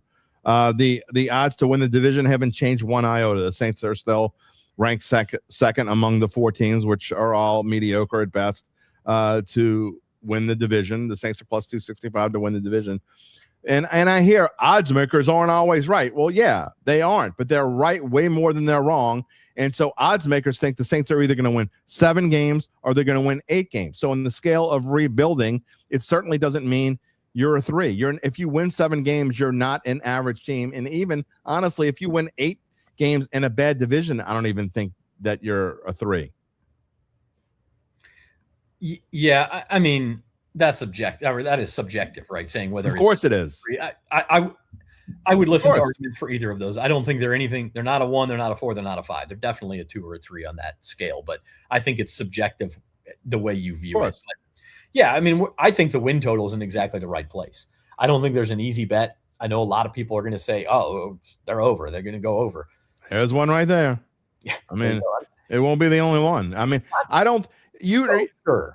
I'm interested. Anyone who's watching this show live right now, and you can say it if you're watching after the fact. I'm more than pleased by. You can comment after the fact. You're more than welcome to. But is anyone watching this show right now? Anyone? You may have never comment. You may watch this show or listen or whatever, and you just never comment. Now's the perfect time for your first time. Is there anyone watching this show right now who thinks they're going to go under 7.5 wins? Anyone? Please put it in the comments. Do I count? Yeah, I'm sure. Oh, no, but you not yes and no. I mean, that's why I'm probably going to bet on the under, because everybody thinks they're going over. Yeah, everybody is always wrong. But then you look at that schedule and you go, they could win 8 games in that schedule. They could. So here's where I'm at, and you tell me if you agree with this. 7-10 is more likely than 8-9.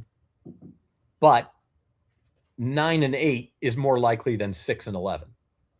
I 100% agree with that. And it's weird to say it that way, but I feel like if things go right, I could see 9 or 10 wins. Whereas if things go wrong, I still don't know how, and I keep going. 10-7 is more likely than 5-12. Like I think the ceiling is there, but if things don't go very well, I could easily see them going 7-10, but I don't know that they're going to go a whole lot worse than that. It's funny because, and look, I always watch how many people were watching the show one time, or whether the numbers of people watching go up while we're talking or go down. It's also how I usually decide when the show is going to be over. And it's funny, whenever I'm uber positive about anything, the numbers go up. Whenever I say anything that's like, and if I go on a, I've been saying a lot of positive things the last few months. The numbers on this show have gone up. Yeah. But I'm telling it the way that I think. I'm not trying to be negative Nelly when I say negative things that people say negative, but I have yet to say a single person say they think they're going to win fewer than 7.5 games. And again, there's a reason why Vegas wins money. It's because people who think here's one. Ryan says we're going to have growing pains this year. 7 is very likely. There's a realist. That's the point of all this. I think, and I agree with what you said. I think 7 is more likely than 8, but 6 is more less likely than 9, and 10 is certainly more likely than 5. I think somebody would have to. Tyler Shough would have to get hurt for them to win. And that's the thing is if there's a major injury, by which I mean Tyler Shough or maybe Chase Young would be the other one, or both of your starting receivers go down or something. Those would be the ones. Major offensive line injuries. Major injuries. That then all bets are off. Having said all that, I do think that there's a pretty wide variance. Like I'm hearing a lot of people go, "Oh, well, it's going to be between 7 and 10 wins." Well, duh. Yes, that's obviously more likely than anything else, but this is a team that is going to play maybe 4 games they win rather easily and maybe 4 or 5 games they lose rather easily. And there's going to be like 8 or 9 games that are going to come down to the last half of the fourth quarter. Right, and one of the reasons how they perform in those games is going to make, like they could, if they're not clutch, they could easily go 6-11. If they are clutch, they could easily go 10-7. I think it's all on the table. One of the reasons why I'm leaning towards the under, and my prediction is this: I think they're going to have a ton, to go with what you're saying. I think they're going to have a ton of 1-score games. Okay, and I think that with a rebuilding team, the team that's still rebuilding is going to get better. Again, I'm looking at 2027 and when I think, okay, this is a team that can win 10 games. I think if you ask me right now, I think the over-under for 2027 is probably going to be 9.5-ish. If you ask me right now, that'd be my bet. I mean, I don't know. Obviously, you can't tell that. Plays. Right. It really depends. Right. You're like going way into the future here. However, I think if you play a lot of 1-score games, and this is a team that's probably going to lose a lot of 1-score games, in my opinion. If you let's just say you have 10 of them. Okay. Let's say you have 12 1-score games. I think it's a possibility. You could have as many as 12. The Saints go 4-8 in those. But I think that's where you learn. That's where you get better. You have a season where you lose a lot of 1-score games, and then you're experienced in them. And then next year, you kind of take that leap. And I think that's kind of that's my prediction on what's going to happen this year. I think the Saints are going to lose a lot of 1-score games, but it's going to make them better for 2027. The Lions had a year 4 years ago now where I think they went 7-9 or 8-9, and like they beat the Packers on the final Sunday night game. I do remember that. Yeah. I could see this being a year like that where you're going, oh, I can see it, but they're not there yet. Yeah, they went 9-8 in 2022. And that's not, I'm not trying to say they're going to go 14-3 in 2027 or anything, but like, oh, I can see it, but they're not quite there yet. They're still losing some close games. They still need another piece or two on each side of the ball. The coach is still young and needs to figure out a couple. Yeah, they started out 1-6 as a matter of fact. So I could easily see a year like that where there's still hope for the future, but we're just not going to see it right away. Now you could. Maybe Tyler Shough is just that dude. And I said that last year too. If he's just that dude, that changes the equation. Maybe he is. Interesting you bring that up because just that team, I think that compares, and that's a 9-win team. So then you're saying they can win 9 games. Yeah, well, maybe not. But that team lost to Philly in the opener 35-38, then they beat the Commanders by 9. But then they lost 28-24 to the Vikings. They lost 48-45 to the Seahawks. I remember that game. That was one hell of a Sunday noon game. I remember that. Then they lost big to the Patriots, had a bye week. But lost big to the Cowboys, but they lost by 4 to Miami. Then they started to get a little bit better. They won by 6 against the Packers, won by 1 over the Bears, beat the Giants, lost to the Bills, who I believe were almost in the Super Bowl that year by 3, had a bunch of one-score games that year. So, yeah, that's exactly what I'm talking about. It could be that kind of team, but I think you have to get there first. And if you lose a bunch of them, it gets you ready. It prepares you for the next year. And I think that's kind of what we're looking at. Yeah, I think that would be a good scenario for the Saints, even if they miss out on the playoffs. Now, those Lions, they went 9-8 against a better division than the Saints have this year, we think. Yeah. And so I think those Lions are probably better than this year's Saints. But the point in the comparison I'm trying to make is like where they're at in their timeline. Yeah. Scott says they won 6 with a rookie quarterback in scrubs last year in an easier schedule. This is not an easier schedule than last year, in my opinion.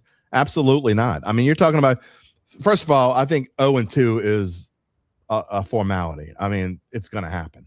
But to me, and you've talked about this before, what worries me about this schedule, and I don't have the schedule to show on the screen. I'll make a slide from now on that I'll be able to show the schedule whenever I want.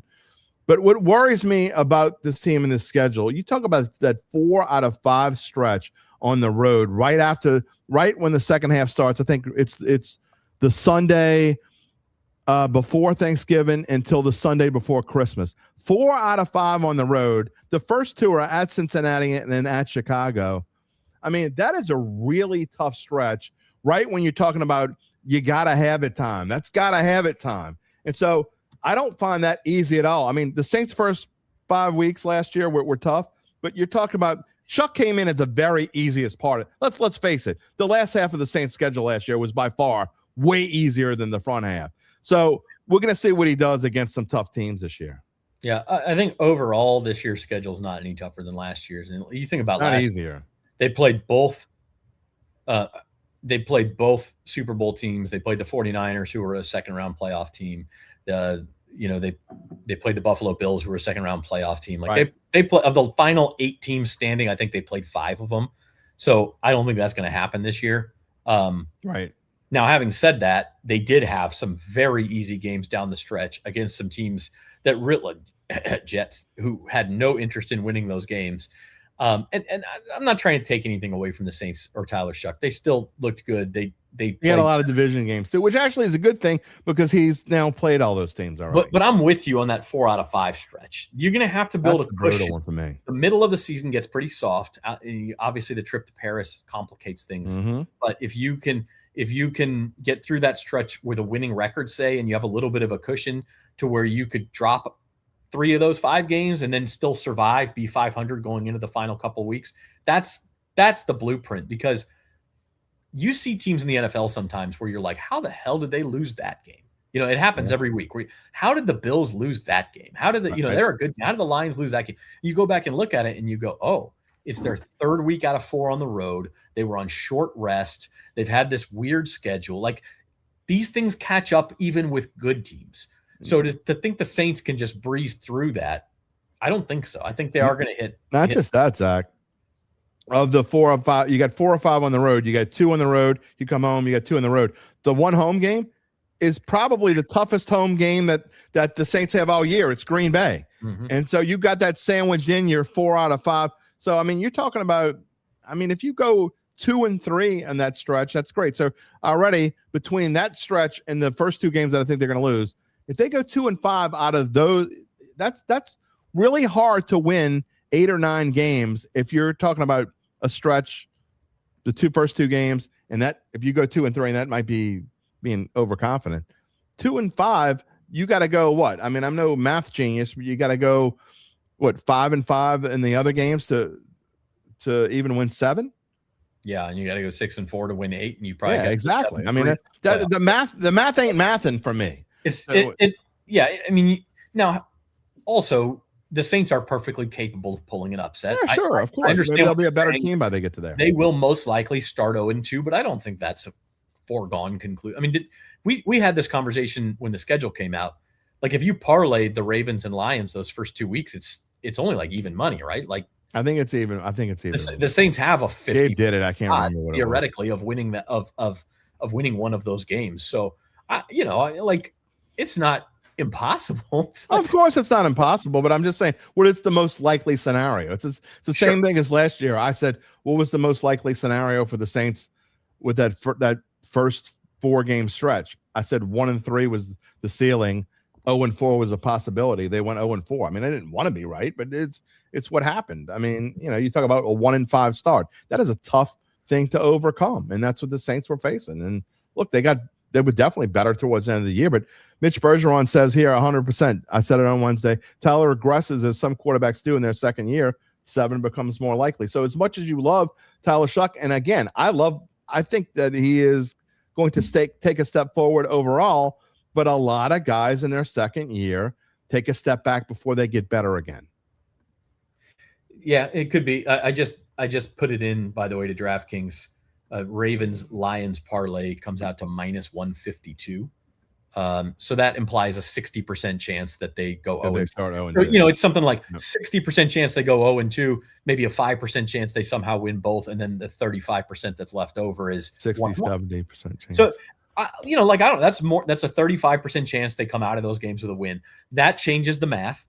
Then you can afford to drop a game later on. Oh yeah, for sure. And plus at that point you would probably think, oh, maybe they're just better than we thought they were. So I do. It's early to be talking about all this, but I think the possibilities are really endless. I could see anywhere between 5 and even like 11 wins, and it wouldn't surprise me. Scott says 6-11. So there's 2 people who think the Saints will win fewer than 7. So I'm surprised they're out there. Maybe we'll ask that later on in a poll question. We'll see. All right, what else you got going on this weekend, Zach? Not too much. I got taking my son to his Ray Guy kicking and punting camp tomorrow. So we're on the road to hopefully at least kicking for his high school. We'll see what happens. But he's a lefty kicker, and he can make a 35-yard field goal now, as he just finished 7th grade. So he's into it, and he's pretty good at it. And so we'll see where it goes. But that's my Saturday. It was he's channeling his inner Andy Reid. Ray Guy did something, by the way. Only people old like me remember Ray Guy playing in the NFL. Ray Guy did something that no one has ever done. No, I should say anyone else has ever done in the Superdome. Do you know what that is? Did he hit the roof? He hit the he hit the TV thing, that old TV thing that was hanging up there. That I was going to say hasn't been used in 40 years, probably. Almost hitting the roof. He hit that little TV thing hanging from the roof. So he was inches. Oh, not inches. He was the speakers. You mean up there? Yeah, the speakers up there. There used to be like a old projector screen that was up there back in the day. That must have been before I ever visited. Yeah, it's like I try to think, is it still there? I don't even know. It was up there for so long. It was there for decades that they didn't use. They stopped using that thing probably in the late 70s, early 80s, and it stayed there without being used. And Ray Guy anyway hit that thing back in the late 70s. He's the only person I know. Period. Punter, whatever other cannon shooter. Whatever. I don't think Ray Guy is actually going to be at this camp. They just he's got to be like 80 years old. Yeah, they have these things all over the country, so they're coming to. It's actually me and Ponchatoula on Saturday. So that's Ray Guy is definitely not going to be there. He passed away. So he'll be there in spirit. I didn't know that. I didn't either. He's actually a Southern Miss guy. Did you know that? I actually didn't know that. I think he's from Georgia or something, but he died in 2022. He was born in Swainsboro, Georgia. Died in Hattiesburg in November of 2022. But he was one hell of a punter. So we started with the DMV and we ended with punting. Man, people are going to watch the hell out of this show. I'm going to put that in the highlights. When in fact, make sure you mark that, Gabe. Mark that in the timestamp so I can. That's what we're all here for. Punting camps, boy. Yeah, we got to get into punting camps. All right, I can't wait to see what we talk about next Friday. Last show of May. We go into June next week. I'm looking forward to it. Are you taking vacation anytime soon, by the way? Father's Day weekend, I am off. Although I'm not going anywhere. I could probably still hop on that Friday. And then a little bit first week of July, I'm off, and we got our World Cup trips that week. Okay. The week after Father's Day, I am off. So there won't be any shows the week after. So that show before Father's Day will be the last one we have for 6-7 days. No. Yeah, and actually whatever. The following week, July the 10th, I'm flying up to Wisconsin for a family reunion just for the weekend, so I won't be around that Friday either. All righty. Well, we will see you next Friday, and who knows what we'll talk about. You never know what comes up on this show. Punting camps, whatever. DMV talk, tip cards. Next week, I'll tell you about my daughter and the driver's ed experience. We can talk about that. That might not be as sleepy. Maybe I won't be here next Friday. Who the hell knows? I'll see you later. All right. Zach Ewing, everybody. Yeah, oh, man, I'll tell you. The thought of my daughter taking drive. I mean, look, she's a risk. Look, I am lucky. I am very lucky. I say this about my kids all the time, and I'm not just spouting that stuff. Obviously, I'm biased, whatever. My kids all have been very responsible for their age. Even my know-it-all son, love him to death. He knows everything. But I tell you what, that kid's got his stuff together and always has. I mean, he's 28 years old, and he's got 3 kids at home, and he's coming over this evening, and he's going to be cooking for us on the grill, and we're going to have I'm not off a lot on Fridays. Y'all know this. I'm looking forward to this.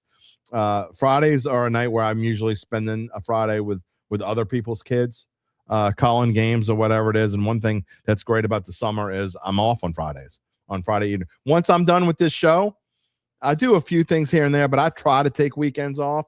And so, but anyway, my kids have got their stuff together responsibility-wise. But the thought of my 14-year-old, soon-to-be 15-year-old daughter being out on the road is scary as hell. Okay.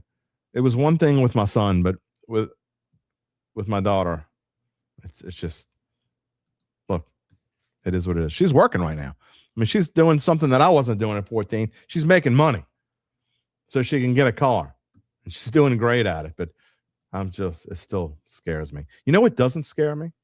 You know who doesn't scare me? You know who is like, makes me feel a little bit more at ease? I can think about things and feel a little bit better about my daughter driving. Not that these two have anything in common, but Evangeline Securities, they make me feel better.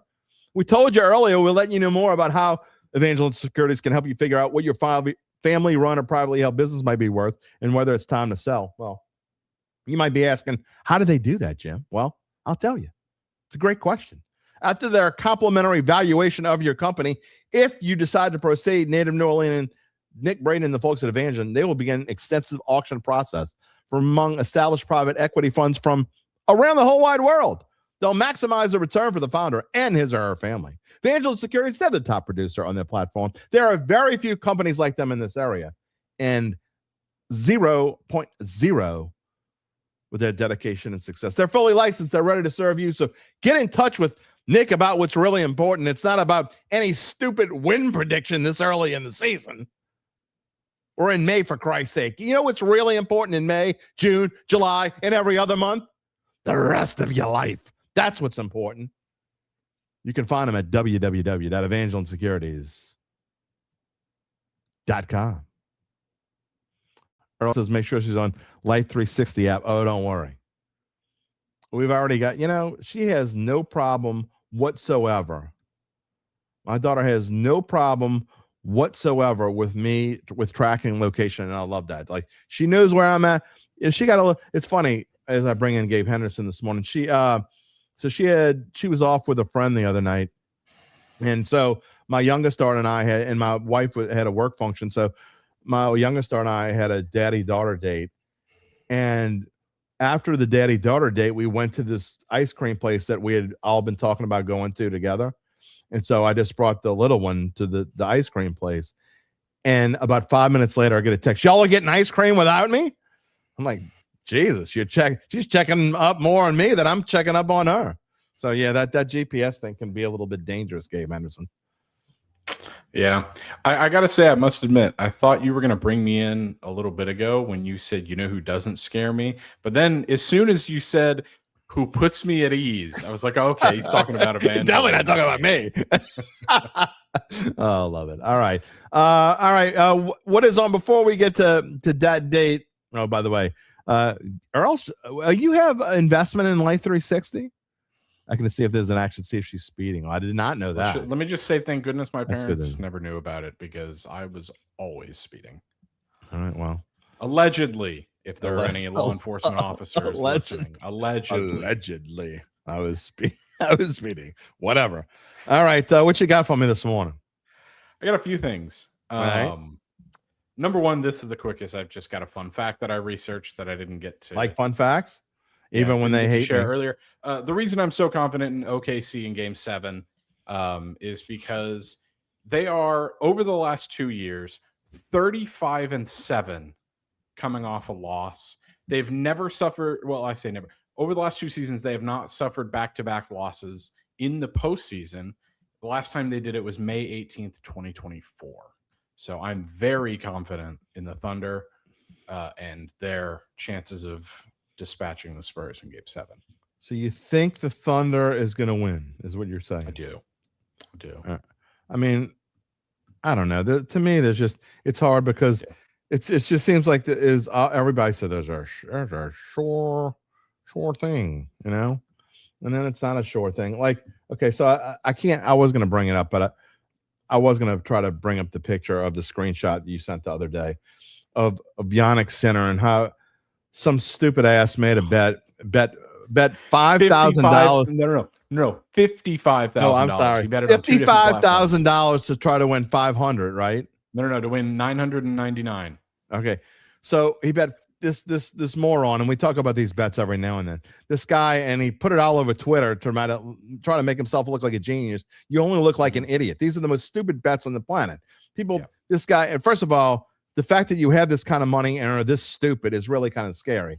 The guy bet $55,000 to win $999. You're an idiot. Okay. I mean, and of course he lost. Yannick Sinner didn't feel well and played like crap and was lost. And so you lost $55,000 when you were trying to win $900. But it just goes to show you there's no sure thing out there. And that people will bet on anything, by the way, but there's no sure thing out there. And that's just I'm not going to throw the sure thing stamp on it. I'm just saying I'm personally confident. If you want to say that you believe that Victor Wembanyama and the Spurs will win Game 7, I'm not going to push back on that.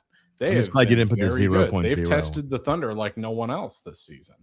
But I personally am confident in the OKC win. Djokovic is playing the 19-year-old and playing a classic match right now. Talking about tennis. Gabe doesn't know a whole lot of tennis, but I do not. You did know Yannick Sinner, there, right? I did. Yeah, okay. It's actually one of the only. I've been a sports betting writer for probably 4 years now, I believe is what it is. I have written only a handful of tennis articles. You wrote about Djokovic before. I have, yes. Yeah, I would think so. Yes, it was when he was in the final against Carlos Alcaraz a few years ago. Okay. Don't ask me what event it was. But all right, you got the fun fact out, and I know you wanted to talk about college football. We're running. I want to talk about college football, and I want to talk about the awkward interviews with the Vikings quarterbacks at OTAs. So we don't have the video clip, but I've pulled the quotes, so I've got it verbatim what they said. So reporters interviewed Kyler Murray and J.J. McCarthy about one another, talking about working with one another. And let's just say it's very evident who's been media trained. Okay. So this was Kyler Murray's response, talking about working with J.J. McCarthy and joining the Vikings. He said, it's been great. Obviously, I know he's a younger guy, so any way I can help him. I've played 7 years going on 8. I'm considered a veteran, even though I don't see myself as that. I'm going to give him any knowledge that he needs. Again, we're both competitors. I know we both want what's best for the team.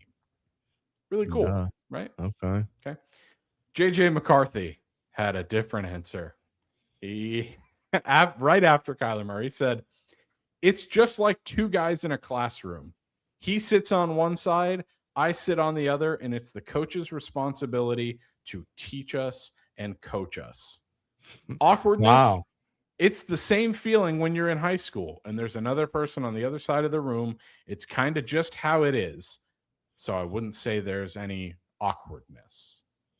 So he doesn't even sit next to the Kyler Murray. So he's essentially saying that After Kyler Murray, I don't want anything. Coexist. They don't talk to each other. Meanwhile, Kyler Murray is saying, my door's open. I'm here to help the young guy, whatever it takes. Another reason why J.J. McCarthy will be nothing but a piece of dog do in his NFL career. I'm just saying I he don't wasn't good when he got foresee him- drafted, and he's not good now, and he won't be good later because he obviously doesn't want to learn. I'm not saying Kyler Murray is the greatest quarterback to learn from, but you would think you would want to learn something from a guy who's been in the league for 8 years, don't you? Mhm. I would. Yeah, a little bit. If I were young, and if think that were my that's kid, the- I'd probably Yeah. knock some sense into him. As if there were any doubt, I think that's the final hypothetical nail in the coffin of What a JJ McCarthy. dumbass. I think Kyler Murray is going to Hold win this on, game. hold on. Dumbass of the week. JJ McCarthy is the dumbass of the week. We haven't had a dumbass of the week, so. No, we haven't. Okay, so then my last point is on college football. Jim, did you see what's happening with Texas and Texas Tech? Yes, I did, as a matter of fact. Go ahead, talk about it. So a few weeks ago during SEC, or I think it was last Bring week, in probably, some during T-Bob SEC love. press, Steve Sarkisian alluded to the only thing he didn't give was Texas Tech's name, but he alluded to the fact that if Texas played their second and third stringers, they could go undefeated with Texas Tech's schedule.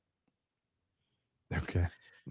So then Texas Tech pushed back and said, "Hey, why don't you play us then?" Yeah, and I then saw yes, that. did you see the latest development yesterday? Oh, well, I saw there are a lot of people coming out. T-Bob was like all over Texas. And So here's the thing.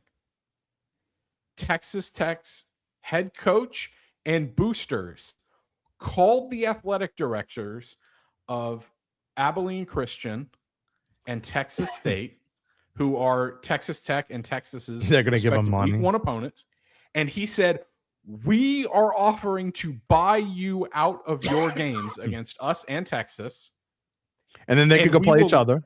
and we will let you guys play each other, and then we will play Texas." And he went as far as to call Stephen Jones of the Dallas Cowboys to ensure that if Texas were They should have a were to doubleheader, agree to by the this, way. he said, And force them to put Abilene on TV at the same time. so he said, if Texas were to agree to this, and they never would, this is never not. going to happen, but this is Texas Tech taking their you-know-what out and putting it on the table. I love it. They said, let's rent out AT&T Stadium for this game. That way it's not at our Right. home. It's not necessarily Yeah. your home. We'll play it at a neutral site. A lot of money involved. Let's do it. And I guarantee you Texas will not respond. But I think that promise is you one they of the won't. funniest things that I've seen in so long in college football. And it's why it's one of the greatest sports on the planet. I think that's fantastic. And Sarkisian, you probably ought to just shut the hell up. Ryan says Texas Tech schedule is a joke, so Sark wasn't wrong there. But so what? The point is that they're willing to play. I mean, they play in the Big 12. Of course, it's a joke. It's not like playing in the SEC. But yeah, so There were a lot of people pointing out how Texas. over you the probably ought last to keep 10 your mouth years- shut if you're getting, just go play them then. If you could get the money, go play them. They're I not think- going to, but I think LSU would. If that happened with LSU, and and the other team was willing to, I could see LSU. I mean, they already play Clemson in week 0 or 1 or whatever the hell. I guess week 1 this year. I don't But, think. I could see So LSU doing here's- that. If while it's a Ooh-La-La, great Tulane thought- did something similar. Logistically, it's a nightmare, and that's probably why it would never happen. I don't think it's because Steve Sarkisian lacks Yeah. any sort of gusto to want to go and do this. I don't think he has any desire to do it. He's not going to back up what he says. But logistically, it's a nightmare because presumably both of those teams have sold out their homes. Lane Kiffin would at least respond. I don't think Sarkisian's going to respond to this. Well, I mean, what would happen if Texas came back and said, "Well, we're not willing to lose the money. If you do that and come play at our place, we'll do it." I'll tell you what would happen. Knowing full well how much oil money Texas Tech has, Yeah. I can guarantee you one of the boosters would step up and say, "All right, you can take 100% of the proceeds. Mhm. I'll just donate what our proceeds would be to our athletic fund. Let's go play." That would be great. I think they should do that. They have already gone this far. I assume they would continue to double down and commit to the bid. All right, we Well, got 10 minutes left in this show total, and that includes the outro. So we're gonna move on to Dat Date and for those for the 1.5 people who are still watching this show, no, I know it's more than that. Please subscribe to the Dattitude YouTube page if you haven't already. Tell your friends to do so. We're trying to get to 5,000 subscribers on YouTube before December 31st. We need your help to do it. Tell your friends. Tell the people you love. Tell the people you hate even to subscribe to the Dattitude YouTube. And y'all can fight back and forth in the comment stream. Dat Date in history. Sometimes we do it. Sometimes we don't. No, we always commit to doing it, sort of. And today, the way we've been doing it lately, and I kind of like this format, so I think we're going to stick with this, is I give you some birthdays, and then you ask me a couple questions about things that have happened on this date. I actually have one huge, before we get to the birthdays today, there is something for Saints fans out there, something big happened on that date in 1985. It was just 10 days after a certain show host graduated high school. That's right, 10 days after a certain show high, and I guess by looking at the facial hair of us, you can figure out which one it was. It happened in 1985. Ownership was officially transferred to the New Orleans Saints from John Mecum to Tom Benson. Tom Benson officially became owner of the New Orleans Saints on that date in 1985, 41 years ago. Hard to believe that the Bensons have been owning the New Orleans Saints for 41 years. And if you think about, obviously you're way too young to remember, you don't even know life of Saints before Tom Benson or whatever, and not that you cared because you didn't grow up watching the Saints anyway, but life before Tom Benson was pretty damn miserable, Gabe Henderson. The Saints' best record ever until 1987 was 8-8. They had never won more than 8 games in a season, and they only did that twice. They went 8-8 twice, and I think they went 7-9 a couple of times. But all the other years in their history before 1987 were all absolutely atrocious. And so, yeah, the team that kind of sort of relate. I mean, John Mecum fired Hank Stram after like a year and a half or something stupid. I mean, just absurd. They brought Hank Stram, a Super Bowl winning coach, in, who ended up loving New Orleans so much he ended up moving and living in Covington, Louisiana for the rest of his life, which was pretty cool itself. But yeah, lots of bad history with the Saints. That all ended on May the 29th, 1985. All right. You can kind of relate, you say?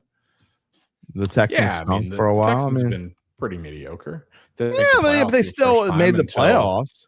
Yeah, I know, but I was 13 when they made the playoffs for the first How time. old were you, though, when the Texans first started? I mean, when you were born, the Oilers was 3.5. Okay, so they went 12 years without was 02. They went 12 years without making the playoffs? No, they went 9 years. 9, okay. The Saints didn't make the playoffs until the 1987 season, which was their 21st season of existence. Yeah. Anywho. All right. Let's get into the birthdays today before you give me a couple some interesting birthdays today. We talk about the New Orleans Saints. How about this? I got a treat for y'all. Y'all want to talk about a New Orleans Saints? Gabe, you're going to have no idea who the hell this is. 3rd round of the 2015 NFL draft was supposed to be the next Drew Brees. Anybody remember? Anybody? Bueller. Garrett Grayson turns 35 years old today. That's right. You don't remember him. I remember Garrett Grayson. A lot of you actually are going to remember Garrett Grayson. But yes, Garrett Grayson turns 35 years old today. He was going to be the next Drew Brees. They missed out on that. They tried to get Patrick Mahomes later on. That didn't work. So anyway, here we are. Maybe we finally got a quarterback. Other sports birthdays today. How about, sorry about this, he lost last night to the Chicago Cubs. How about the great Paul Skeens? How do you think Paul Skeens is celebrating his 23rd birthday? He's not pitching. He pitched last night. He stunk. Well, he didn't stink. He actually was really good, and then he kind of like things. He's probably hating the party that his significant other is currently throwing. Livy's throwing a party for him somewhere. He just, if you've ever seen him in social situations outside of a little baseball, awkward. He looks like he hates his life. So how would he get with Livy? Because Livy looks like a lot of fun. Like she has a lot of fun. Mm-hmm. So they don't. I don't know. They don't necessarily look like they go together. That's careful, Rocky. I'm not. Careful, Rocky. I wasn't gonna say anything. He seems like a guy who lives and breathes ball. I mean, oh, that's what you're talking about. Okay. Yes. I didn't say it, and if you're listening after the fact, you'll have to go find what the comment was. It's at the 155 mark. I'm just gonna say. All right, all right. Moving on for ball schemes after that. Someone else, 25 years old, a fantastic wide receiver who's had some issues this offseason. 25 years old today. Can you guess who it might be? It's Rashee Rice. No, well, that's different. Not that many problems. Oh, Not on okay. that level. He's had some issues, but Did not. you see? Okay, I don't. not on that I'll be level. quick on this because I know we're running out of time. Did you see the underdog fantasy designation for Rashee Rice the other day? Oh, what? They tweeted out Rashee Rice knee, jail, expected to be ready for mini camp. Love it. That's. I mean, I shouldn't be laughing at that. It's really not that funny. But hey, anyway, all right, that was funny. Turning 25 years old today. We got to get moving. Puka Nacua is 25 years old today. Turning 28 today. Going to the world of basketball. The next two birthdays are basketball. 28. Austin Reeves is 28 years old today. How about you want to talk about getting old as dirt? Carmelo Anthony is 42 years old today. And he would have been 100 outside of the world of sports.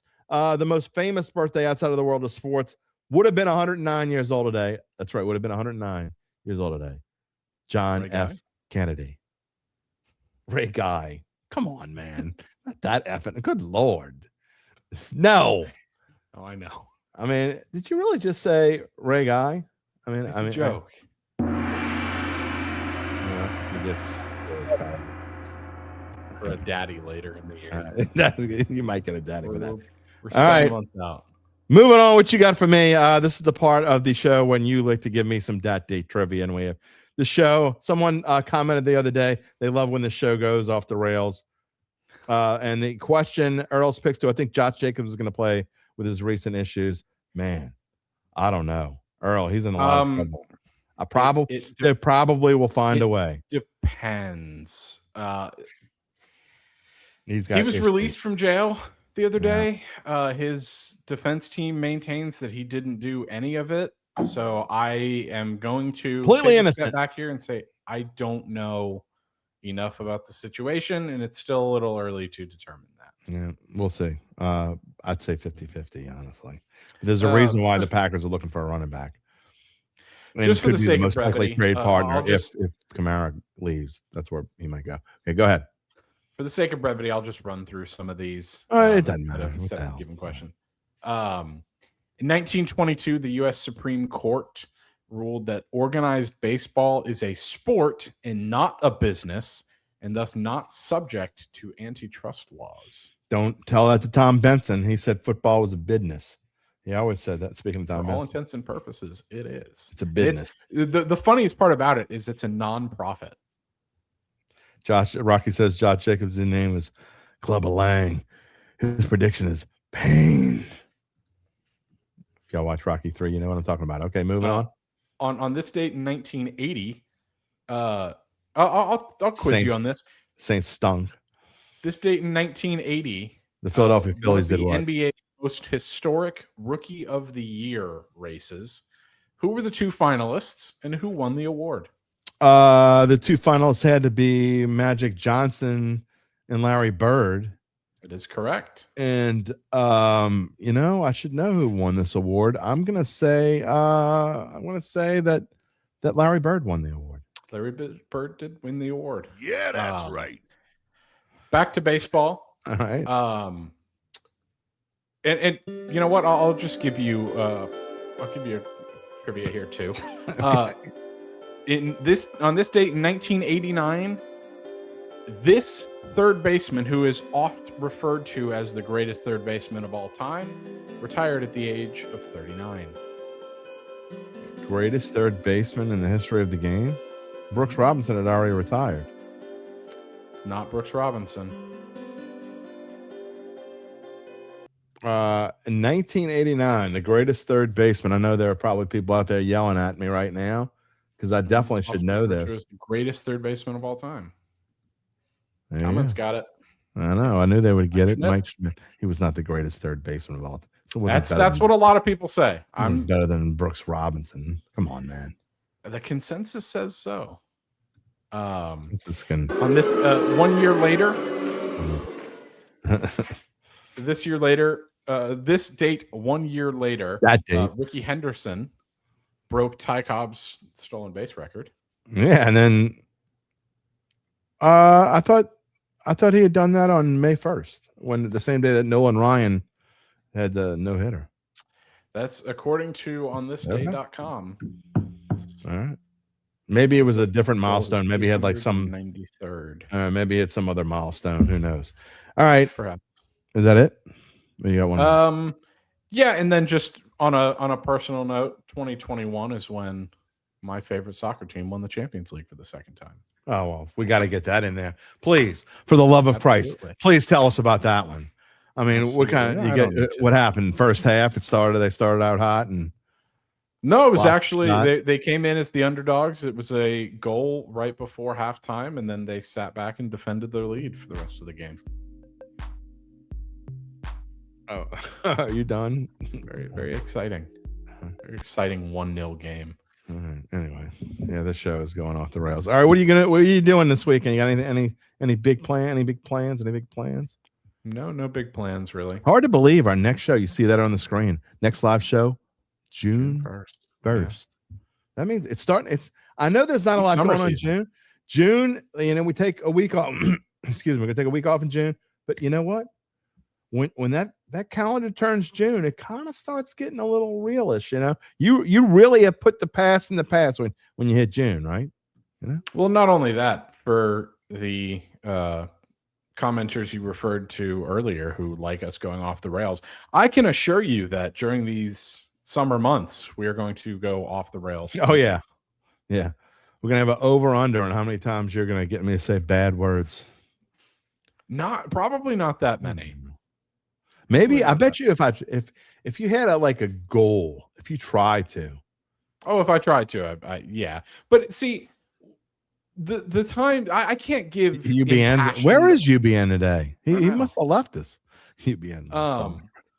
I can't give you an impassioned argument on something I don't believe.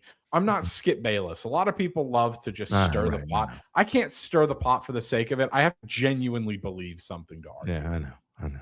All right, well, maybe we'll find something. All right, enjoy your weekend. I will see you on Monday. Mono-y Monday, by the way. We're having Mono-y Monday. We haven't had one of those in a little bit, so it'll just be you, me, and all the other numbnuts come along. Oh, my goodness. Somebody is watching the show. Before we go, I didn't know 10-year-olds watch this show. All right, Lucy Derry is Who Dart. No, it's Who Dat. All right. Oh, well, Lucy Derry watching the show. Well, shout out to little 10-year-old blonde-headed girl. Mention earlier in the other room. Yeah, she did get a mention. Well, there you go. Who knew she? Big Saints fan. All right. Well, all right. I gotta go. Give her a little clap next door when I'm done here. All right. I will see you on Monday. And who knows?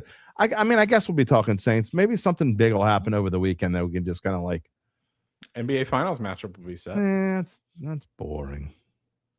But we probably will talk about it. Charles wasn't here this morning. You think Charles is all right? Yeah, he was commenting in the Slack last night. Okay. All right. We'll see you on Monday. This is a reminder to Earl and any other TAP members who haven't sent their emails to Jim to get in the Slack. That's right.